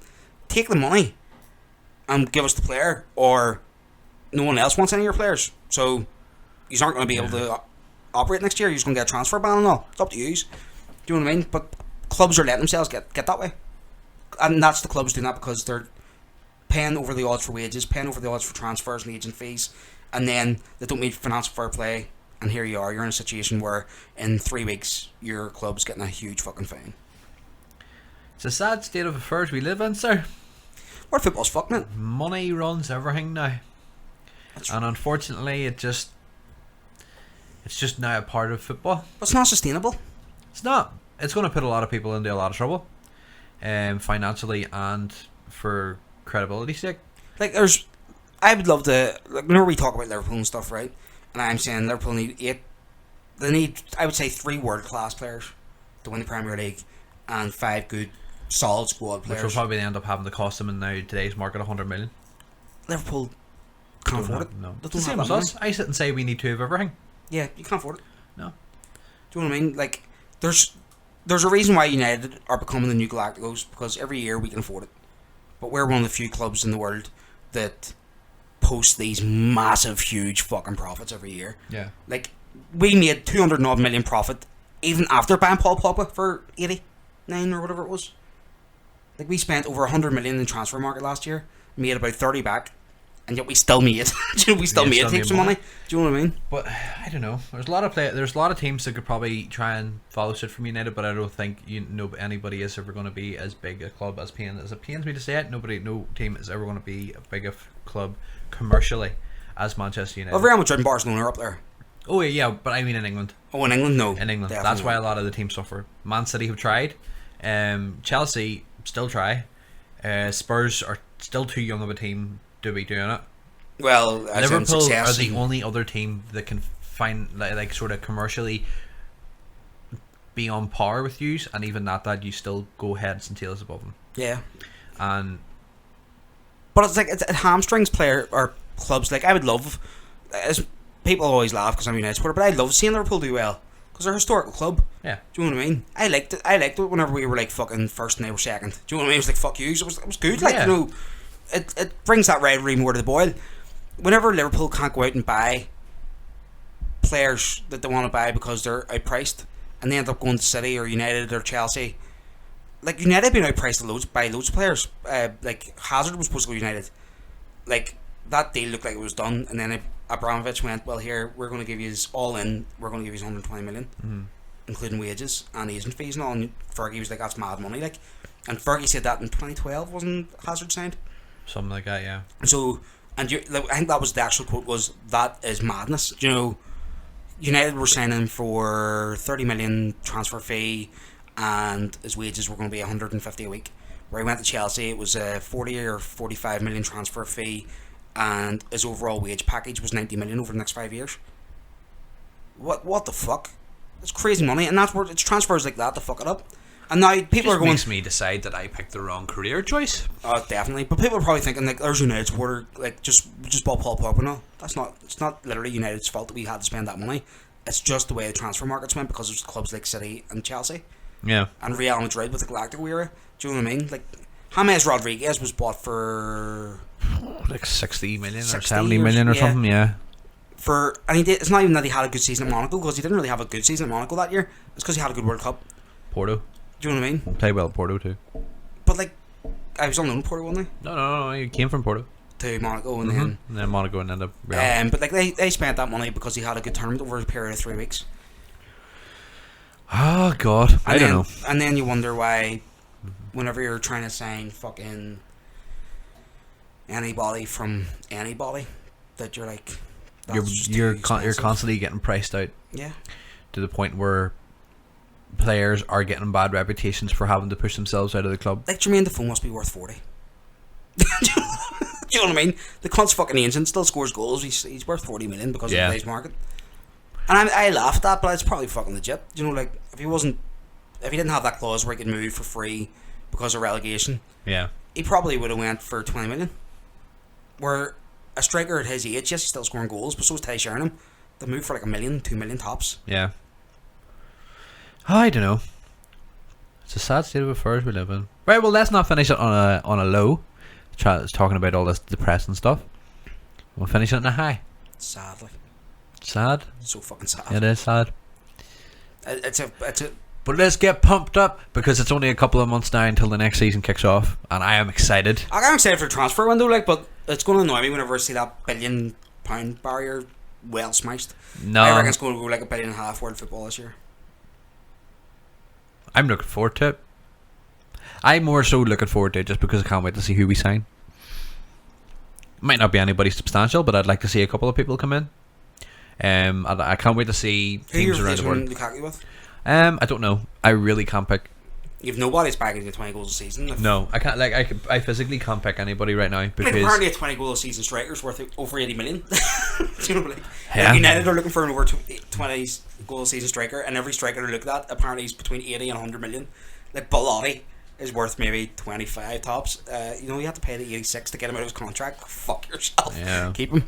no, You're the one. no. Looking forward to the new season. Can't wait. It's going to be good. It's going to be interesting. Premier League's the best league in the world. World football in general has improved. Like even France and stuff they're starting to get money from their rights. They're starting to pump out better players. Yeah. I would like to see the English league start developing more good players. Like United are again showing why they're the forefront of the British academies. Yeah, it's just too bad they don't have a manager that'll do it. I don't know, man. I think he has to. I think the young players are putting pressure on him. Do you know, like they're that good. They are that good. Like Fosu is brilliant. Tunzebi's brilliant. Josh Harp had a really good fucking start. Rashford's brilliant. These guys are going to be pushing and saying, "You can't deny me." There's a difference. See at United, if you do it and show the fans when you're given the wee glimpses, or even in the reserves, the fans pressure the manager. At Chelsea, it was always like, "Open the checkbook." Yeah. Do you know what I mean? There's a different culture. Mourinho has to accept the culture of that United. Yeah. Everton have a few really good talents. Well, you have to look at the way I look at it right now. Is I just read there on the phone how well the under-21s are doing in the World Cup, and it's really refreshing to see like a lot of the youngsters coming through, and then even like here in Ireland and here in Northern Ireland, there's a couple of youngsters that are starting to like actually build into the teams. Yeah. And it seems like it's starting to be good, and teams are starting to widen their gaze whenever it comes to looking for fresh talent, because you never know where you're going to find it. 100%. So here's hoping that many more years of young talent breaking through. 100%. Right, folks, that was the Premier League fucking review. My God. How long are we? We are 2 hours 30 minutes. Well, that's not bad. So it could have went longer. We'll do one around the start of the week before the start of the season. Yeah, we'll go over transfers and see see what's where been people coming are in. at, And yeah, and we'll look at the fixture lists, etc. Who's going to have the harder run-ins and starts and Christmas. Can we talk about kits too? Yeah, if you wish. Yeah. Okay. Yep. A couple of nice kits floating about this year. So thanks very much, folks. Hope you enjoyed the podcast and the talk. I hope you agreed and maybe even disagreed with some of our stuff. Give us a couple of likes, give us a couple of more listens, share and everything with your friends, and yeah, thanks very much. We'll talk to you soon. Indeed. Cheers, folks. As always, we'll be back on Monday. I think Monday morning with Tom. I haven't heard from the guy. Don't know where he is. So worst comes to worst, you might hear me and Steco coming back with another podcast. Yeah, you never know. If I can get a hold of Tom next week, I have a few good topics in mind. So I'll be 7 o'clock in the morning as usual on Monday for episode 12 of Talk Ball's main podcast. And the E3 stuff is en route this weekend because we have E3. So I'm sure Steve will be back for talking about some E3 stuff. E3's on this weekend. Oh, so we're going to talk about stuff that's on as the press conference, yeah. Ooh, okay. Looking forward to that. Alright, so we'll have Steve back for a couple of them. Probably the Nintendo one because there's new Pokemon and stuff. So we're gonna have good gaming ones en route, and we will have Tom back as normal. Tom's not a massive football fan, so brought in my nerdy football friend who pronounces every name right, Booyakasha. like James McCarthy. Yep. The tape recorder. That's it, James Rodriguez. So folks, take care, be good, and fuck yourselves, and Booyah! try not to cry that the football's over. Adios.